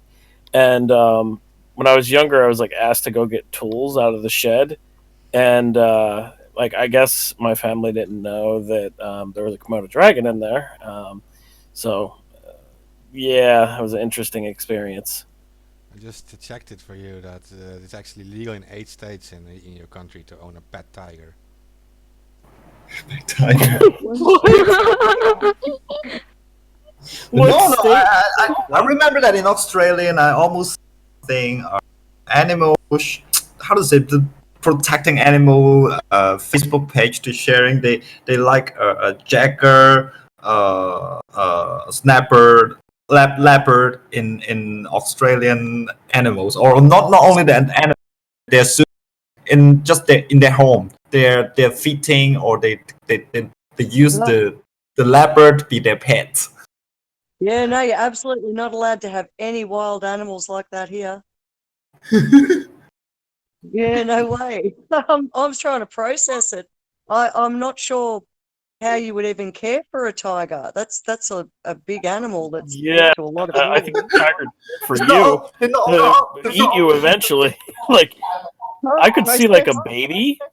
I could see a not baby. a baby. Yeah, I mean, they're Little cute and while. all, they're beautiful, but I don't think it would fit on my bed. I have enough fights with my chinchilla, let alone a tiger. Yeah, I don't think anybody would really win a fight against a tiger. That's the thing. I mean, what was the who are those two carnival people? I can't remember their names, but they got into a fight with a tiger and they Oh, died. yeah, the two guys who do Las Vegas. Yeah. I can't remember their names right now off the top of my head, but they are an example of why you probably should not own a quote unquote pet tiger. As Mark said in the chat, I'm pretty sure that you are the tiger's pet, not the tiger's your pet. Absolutely. Oh, God. Yeah, no, That I means suppose the poking big cat in your home and try to fight with your dogs. You cannot believe it. I mean, fighting a dog is one thing. Fighting a fucking tiger, that's a whole nother story. I mean, he's got Yeah, so claws. He's got them. something like this. The most popular in Facebook. It was showing the big cat play with your home dogs. I'm not sure in American or Australian something, but I would see that they feed 5 to 6 leopard in the home and play with their dog, play with their kids, but it's safety. It's not very dangerous with you're holding a big cat in your home. No, I don't think you should keep any animal that considers you prey. I think it's brave. My God, I'm watching that video. It's literally just like a tiger playing With a with dog. a dog. But they're just playing. They don't try to hurt the dog. It's normally there's a tiger is kind, but I remember that in India some tigers would crash the door 即係點咧？佢搲爛啲櫃同搲爛埲牆又幾嚴重下嘅，都好暴力嘅。太大隻嚇。they would take your they would take your cupboard, your furniture as like scratching posts. Well, You know the cats want to clean their hand with 嗰啲貓爪板，我唔知英文啊。But in a tiger, same doing the things with your furniture, and you would think, oh, crazy. I'm wondering how big their litter box is. I hope that box is not enough for the tiger to clean their finger and their hands because they're too 點講咧？ Their power too strong. One shot, rock. Your sofa will crash. The litter box, but you can't even keep it indoors, and then you have to keep it indoors because if you let it outside, and the tiger like roaming the streets, and it's even bigger problems. I mean, it's one thing to have your tiger try to attack you and try to eat you. It's a whole nother story for the tiger to go out and attack other people and eat them. Jeff. Yeah, I really don't think that anybody should have a pet tiger. I did not know that in 8 states in the U.S., people can legally own a pet tiger. Like, Not only maybe I'm guessing that fall. I just want to say, sometimes I'm guessing. sometimes we think it's Teddy. You think a Teddy is very funny, very cute, very kawaii. How do you think about they changed to be a bear, a big bear? Yeah, Teddy is very I was. funny, it's very cute, but the giant up, they be a bear. Unbelievable. Yeah, a little bear. Yeah, that's like. I don't think anybody should try to domesticate wild animals like that. But in regards to the pet tiger law, I bet that also falls under like all other types of zoo animals, like leopards, lions. You know, like all. Imagine fucking having a pet lion. There you go. Like, oh, that would be worse than the tiger. They are Maybe aggressive. in South Asian, sometimes we would say we would heard about the people would feed crocodile. The smaller Yeah. is in Hong Kong is same also. As a story in Hong Kong is um, they buy and baby crocodiles to stay at home, but when day by day is it bigger and longer, and they pull him to the river. It's a popular story in Hong Kong，即係嗰條咩小灣鵝啊，你啦，哦，咩彎彎嘛，係啊係嗰隻，啊，不過喂而家喺濕地公園住緊嗰個。係啊係啊，都幾慘㗎嗰條鱷魚，遺 I 棄 have a 動物。friend who keeps Yes. Aria? I was just going to say, I've got a friend who keeps crocodiles. Yeah, you can actually get permits to keep crocodiles quite easily here. Wildlife permit. It's usually for rehabilitation though, when they come in and need veterinary treatment, stuff like that. But there are a lot of people have them as pets. So yeah, but it's very expensive to set up crocodile, I guess. So yeah, a lot of people haven't got the time. Mm. Wait, I never heard like crocodiles in Australia. Oh God, yeah. Oh no, the yeah. crocodile in Australia is very popular. Yeah, we have crocodile farms that have like a tourist industry. It's Yeah. huge. Okay. We have saltwater and freshwater crocodiles. They're two totally different species. One, the saltwaters will basically eat you, but the freshwaters you can swim with, and as long as you're not protecting a nest. Yeah. So they're not dangerous at all. As a kid, we used to go down the waterhole and swim, and the freshies were in there. But yeah, you wouldn't get in there if there was a salt water, because they're the ones you see on TV that will eat you.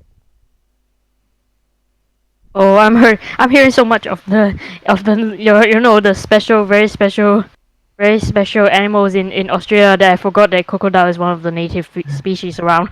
哦，鱷魚喺嗰度好盛行，你喺新加坡或者馬㗎啦，都誇張啊！佢哋養魚嘅話，如果喺東南亞嗰邊啲，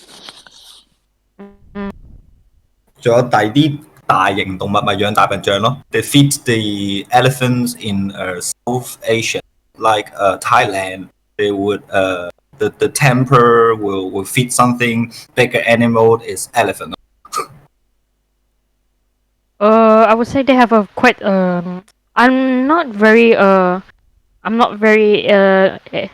educated in that topic, but I would say that they in the Southeast Asians, they were especially I think the Thai mostly, they are actually quite sort of have a special relationship with these Asian elephants.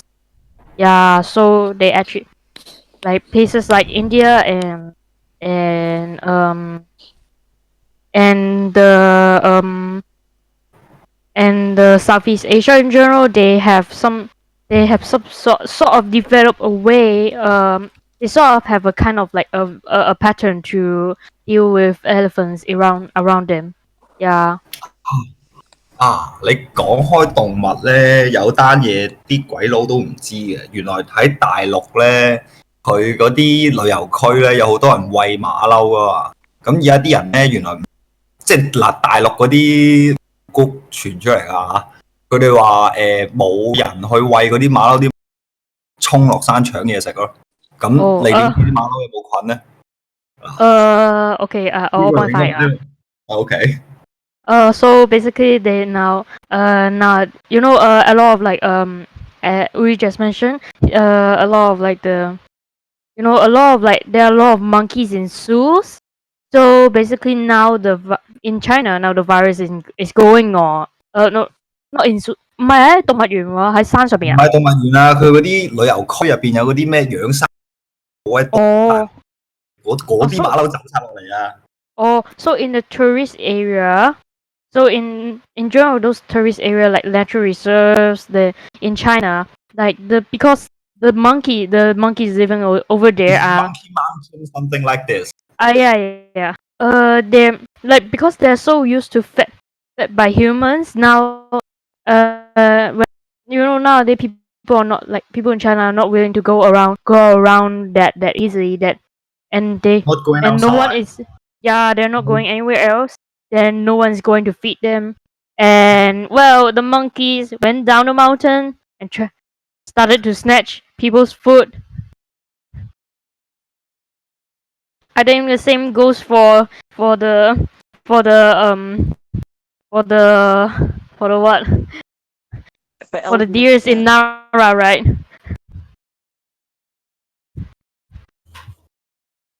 奈良の鹿人の食べ物奪うで。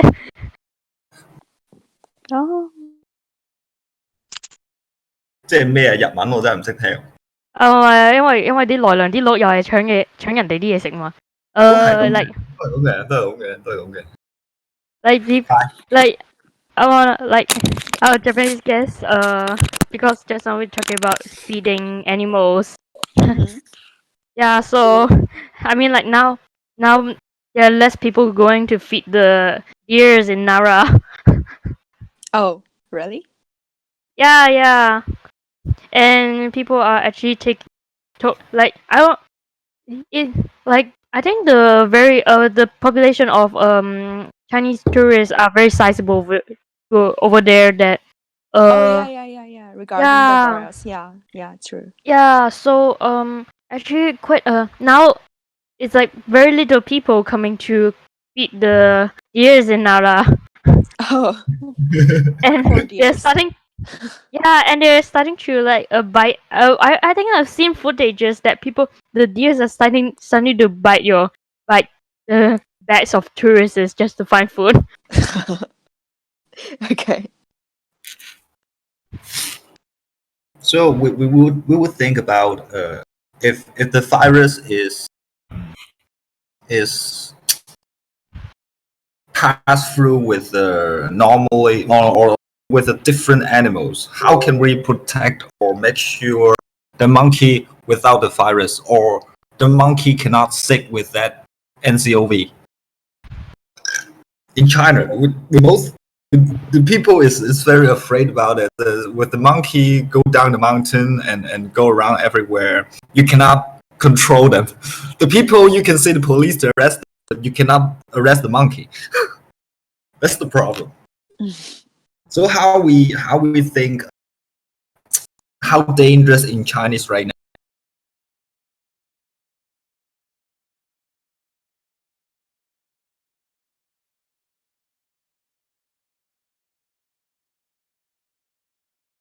So 都話咗係管唔到啲動物嘅時候咧，咁即係中國人唔知點算啊！真係祝君好運呢啲真係。係啦。Oh, so talk about the like you can't like it's very hard to manage the animals because you can't like sort of like stop them from going around. Right. So if the like let's say the virus jump and like sort of like incubate inside the animals, it will be very hard for people to actually like regulate how to or to chase back the Trace them. origin, Yeah. the virus. Where's the virus coming from? Yeah, I think it's important to like every single person have to remember that after touching an animal, wash hands. And like, yeah. Speak about touching more. what? After touching what? Wash your hands? After Animals. touching animals. Oh yeah. Okay. I didn't hear what you said. Oh, blue flag, Hong Kong 路途啦，right now. Yeah. Blue flag， 藍旗。Oh, so wait, is I'm looking around and just the Facebook Live. I see the police wait, there's a okay, so there's a let's keep fighting. there's a protest going on, right? I mute the background sounds. And it's a Kowloon Bay, and Yeah. the police put up the blue flag and say you are illegal assembly. But I just see the police and with the media reporter, no protester. I don't know what the hell they pull up the blue flag. Crazy. Wait, it's just like a few locals and mostly the media over here. Just with the media and the police, and without the protester and the police right here to putting up their pepper gas to the media in front of them, just going out. Again? Oh yes, eh? Uh, They use it.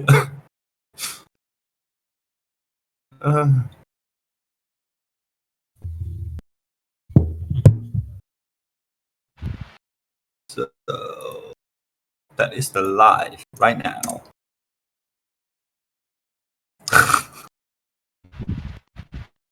But how to say that in Hong Kong, I would also ask the question is the police are anti-virus or anti-roto? We cannot think what is the condition right now in Hong Kong. Mostly like the we talk about as 2003 the SARS, police with the doctor with the clinic people to clean up the city. But now in Hong Kong, you will see that the police just crazy to arrest or hitting the normally. They are not trying to make any antivirus protection or something action to protect the people. They're just hurting the people. Yeah, we see a lot of footage of it over here. It looks shocking. But Oh, yeah, good on the people for protesting. What's the actual feeling on the ground there? Like we get the media reports, but we don't necessarily get the proper story. Like how has it impacted with this coronavirus on the protests? And do you think there's any sort of link between the two? How to say that? It's a long time about. Maybe I speak in Chinese. Sorry about it. 要講翻前少少嗰個係有咗反送中之後先到而家呢個階段嘅。咁但係啲人又係咁嗌啲差佬死黑警啊，黑警死全家啊。咁啲警察嗰個仇視同個政府，即係其實已經係一個失效嘅政府，一個失平衡嘅政府，佢根本都 control 唔到呢樣嘢，咁咪造成而家嘅混亂咯。Okay. 我翻嚟翻啊。So based on the because before this virus going on, there's like a lot of like anti-government protests, right? Sparked by this like extradition bill. We have like mentioning quite a long time on our show. Yeah. So basically because before that. Because we already have that pre-context on being like over this like very huge distrust between the government and the people. So for now, and a lot and a lot of them like develop into some sort of like a very like hate towards the police, as there's a lot of police brutality going on. So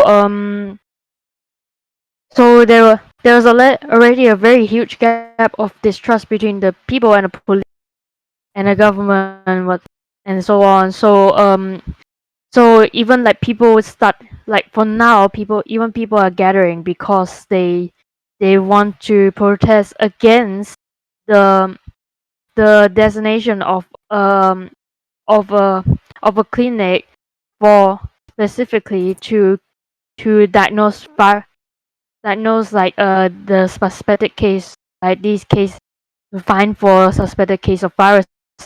uh the the police will actually like assume that you're like sort of like have the kind of feeling that people are also like government or sort or that kind of sort, so they get quite like a tense up, so that people get like either if the police and the people also, they're quite tense up between them, and they will and and they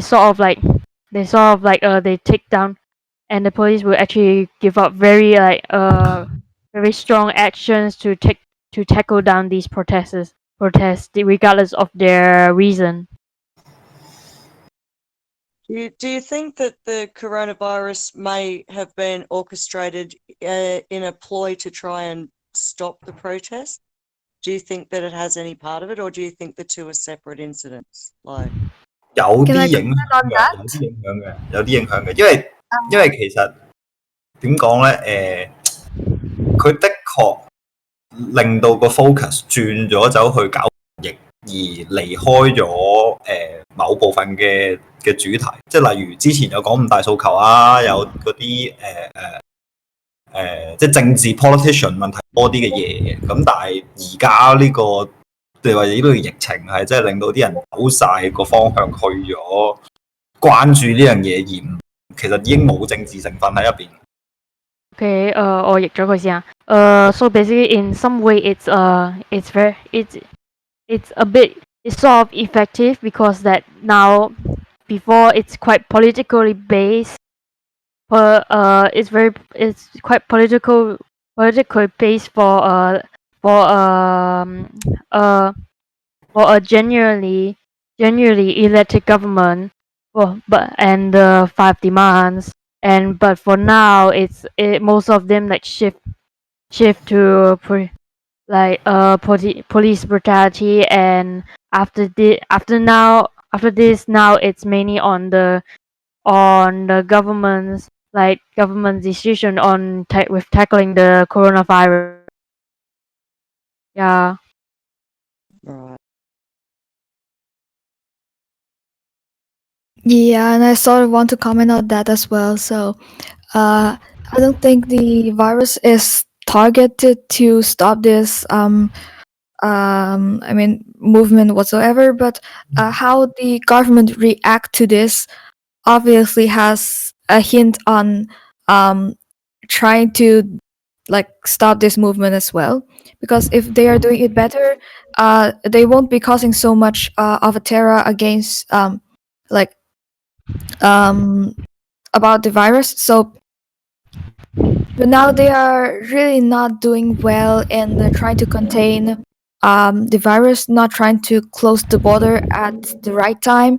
Um, yeah, not like the neighboring countries doing the right thing. So I think what they're trying not to do the right thing at the right time, is um, like they do that Yeah. to discourage people from going out there and protest. They don't want people to gather. Just they're using the fear of the virus to stop people from gathering again. But that's Yeah. obviously not working for now, because like for other reasons we can still like go out protest. I feel like the momentum of the movement, it's not so strong anymore, but I don't feel like they entirely shut us down. Yeah, good. Yeah.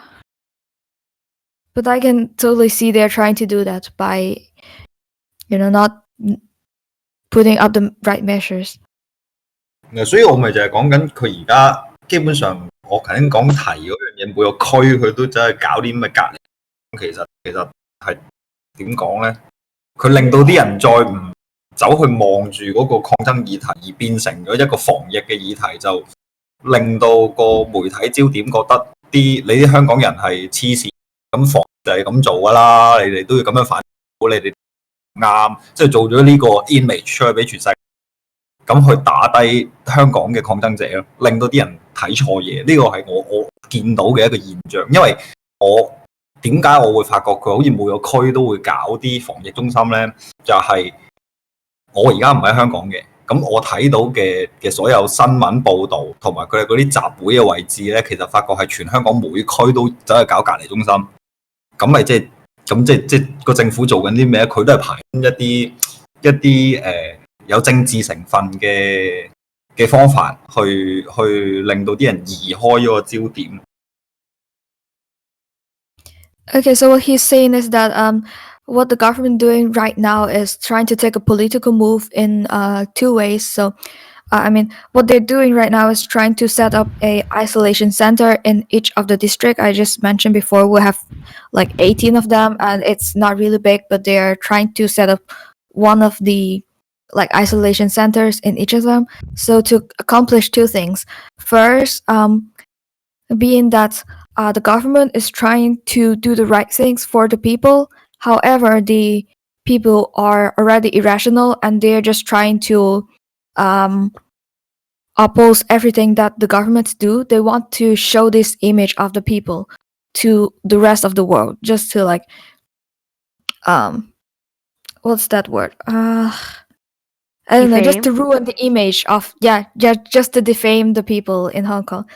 And the second thing would be to shift the media's focus from the 5 demands and people's demands on democracy and freedom and other things towards the virus.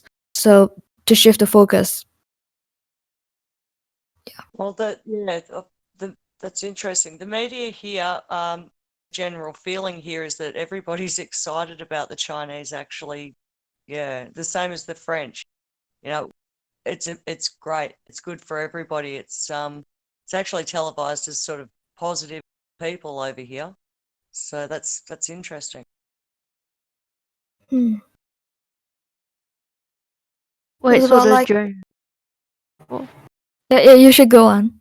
Oh, because I was quite curious, because let's say that because I feel like one of my very few very limited information is somehow Australia they have their economy sort of their part of the economy is a bit dependent on China. Very, very dependent on China. That's correct. But we're also pretty much a nation of people who don't really like the government either. So, we had bushrangers and stuff that people think were great. And so I suppose, Australia loves the underdog. So, the China, it's not when it's on the news, it's never in a negative light. It's always, the people are actually taking back the power. So, it's viewed as a positive thing.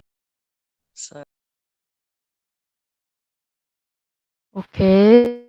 But I heard that a lot of Australia's land is being brought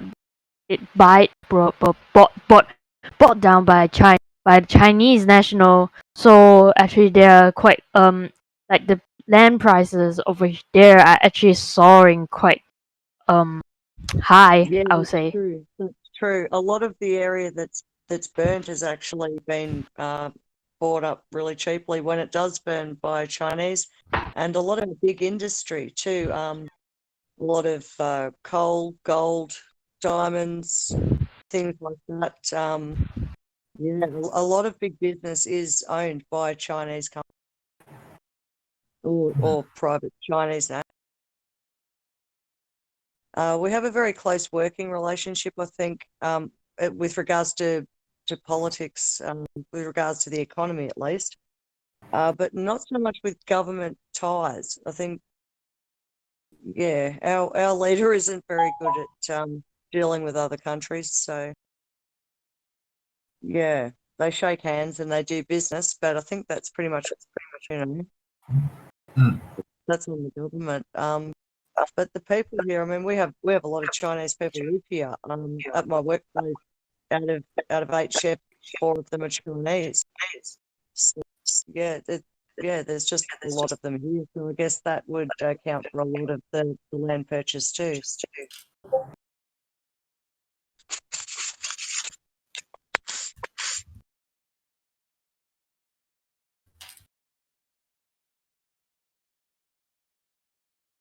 Oh, okay. So, I'm actually having this sort of a bit of like a question if it that do you actually have since you're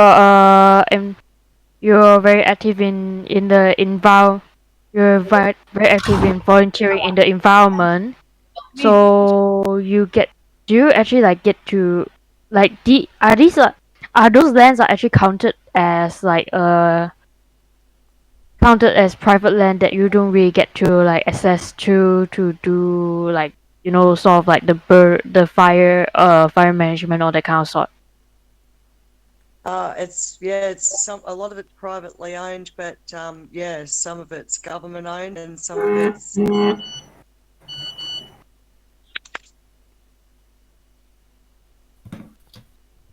yeah, I think that the amount of land that's burnt, it covers all of those.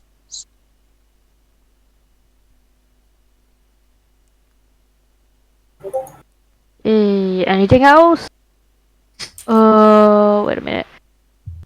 Do we have any other things to discuss?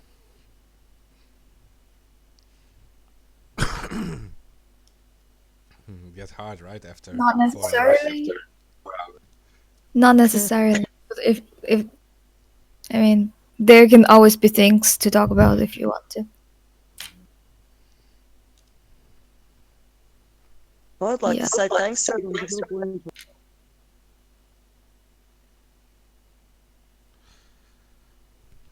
There are some lags always going on.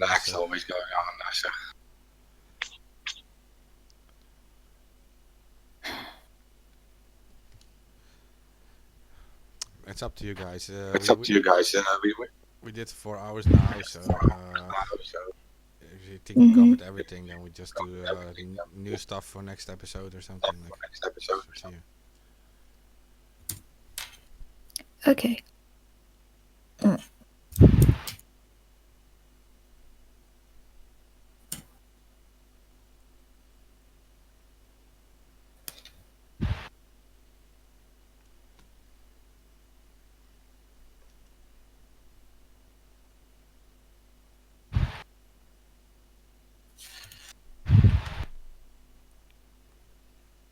Yeah, some echo.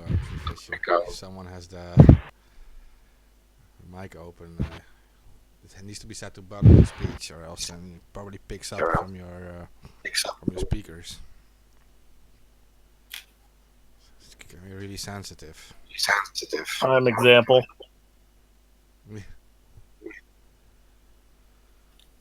No, I'm not using a speaker. Oh, that's just us being tapped. Wouldn't be surprised by it.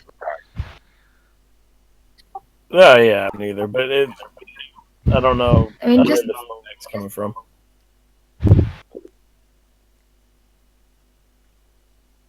I think it's Smiler, to be honest. Yeah, it is. okay. What should I do?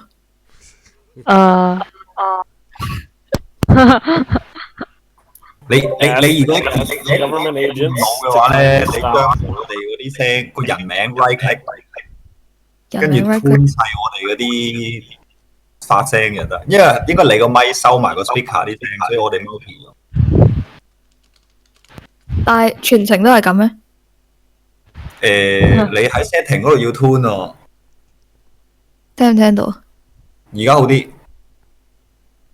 哦，聽唔到，聽唔到我把聲，我都以為聽到我把聲。而家聽到啦。而家聽到，唔係因為如果我咁樣教嘅話，係完全聽唔到你把聲。即係捉細咗我哋啲聲啊！係啊，我會完全聽唔到你哋講。哦，等先啊，或者咁樣得唔得咧？O 唔 OK 啊？有冇好啲啊？好啲，哇！而家起碼我哋啲聲冇重複，咁樣。你聽唔聽到你？咁樣就冇重複啊。唔係，但係你聽唔聽到你講嘢？我聽到。我聽唔到你講嘢，聽唔到你嘅 reverb，嗰個反翻嚟嗰個啊。Okay. Very good.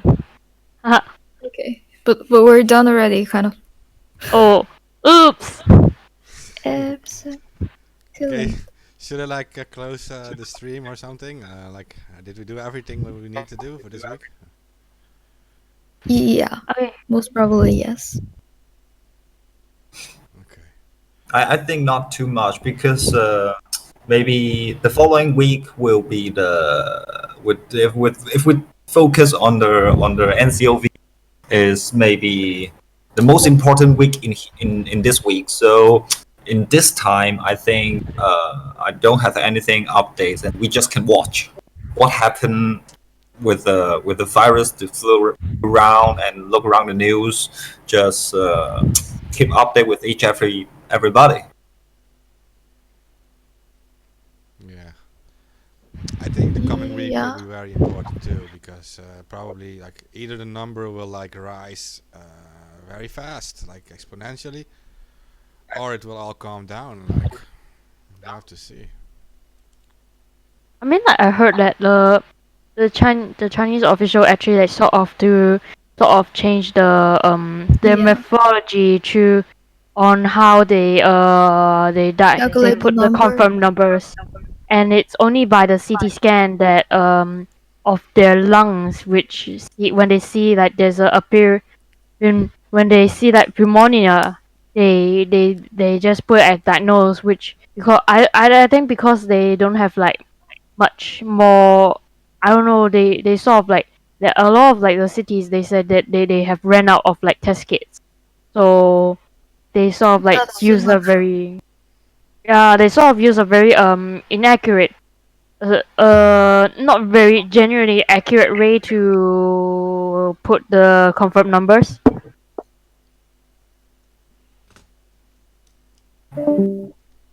Yeah, so that the numbers could be cancelable.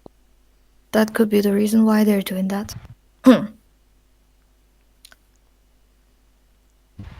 But yeah, let's wait and see. I think the coming Tuesday, if you guys are free, then we should be here again. We should have a guest from not Wuhan but Xi'an, and then he's a foreigner there. He's now actually under quarantine, not because he was diagnosed, but because he just returned back to Xi'an from another province. So let's see what's the real picture of the quarantine on Tuesday. Okay, sounds good, guys. I'll be here anyway, so yeah. Great. We'll just go live again then this Tuesday, right? Yeah, the coming Tuesday, 2 days later. Okay. Yeah, 18th. Okay, guys. So if you liked all the information you heard tonight, please help to share it. And as Smiler said, we'll be back Tuesday with information from China, an area close to Wuhan, right? It is I don't think it's very close, but okay, well, yeah, someone under quarantine in China. Yeah, exactly. So that you will know a little more about the actual procedures of the quarantine and situation, and a little more reliable. There's an update, final update. China Mhm. reports 142 new coronavirus deaths and 2009 newly confirmed cases. South China Morning Post. Okay. Okay. So I just checked on the map. The province Shanxi is actually the neighboring of the Hubei province where Wuhan is in. So it's the neighboring province. Okay. So Right. Yeah, and I mean, yeah, and that person also told me that. So for now, because he's under quarantine, he's not allowed to leave his apartment. And how the officials check that is that they tape a piece of paper at his front door, and then they would check that piece of paper every day. If he opens the door, he has to tear that paper open, and then they would know. That's kind of crazy. it is. Yeah. A stupid method to check other people going out anyway. Yeah. But I also saw one video. Like maybe I don't know if this is true. Maybe you guys saw it too. It was some old lady, some grandma. She was leaving her house out of quarantine, and she didn't care at all. She wasn't even wearing a mask, and she was followed by a drone. And the drone was saying, Yeah. yeah, and the drone was saying, yeah, you have to get back home. You have to wear a mask. And the drone was talking to her, and she was just laughing and looking at it. Yeah, because the drone actually can't do anything else, so it's laughable. Yeah, they just talked to her. So would that Yeah. be Yeah, it was like warning.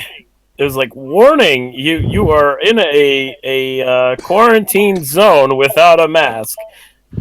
Citizen, we are in uncertain times. Please go back inside. May I have your attention, please? It's time to go back to your room. Like No, this. I remember it was not so polite. It was like an order. Yeah, right. Yeah, it's an order. It's like the broadcast in a jail. I just like how they use the words "we are in uncertain times, citizen."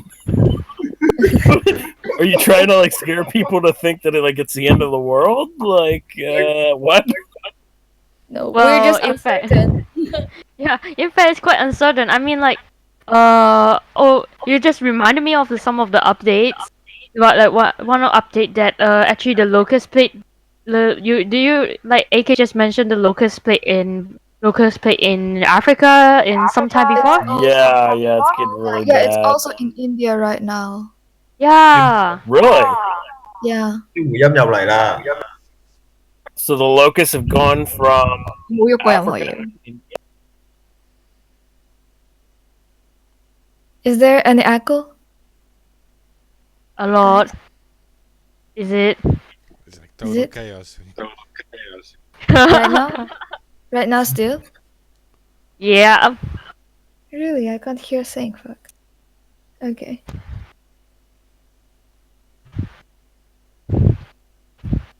Yeah, please go on. If it's not too bad. No, I think we have missed everything in the chaos. Okay, we try to. I think Smiler is okay. You can keep going on, Mark. No, okay. If we are done for today, then I can still hear myself a bit, but it's okay. It's fine. It's fine. No, like I said, just help to share, please, if you like the information, and tune in Tuesday for the next episode. Probably most of us will be back again, like, to give updates. That will be about the coronavirus more on Tuesday.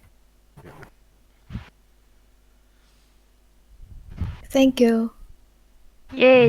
Thanks, guys. Thank you for listening. Thanks for watching something. Bye bye.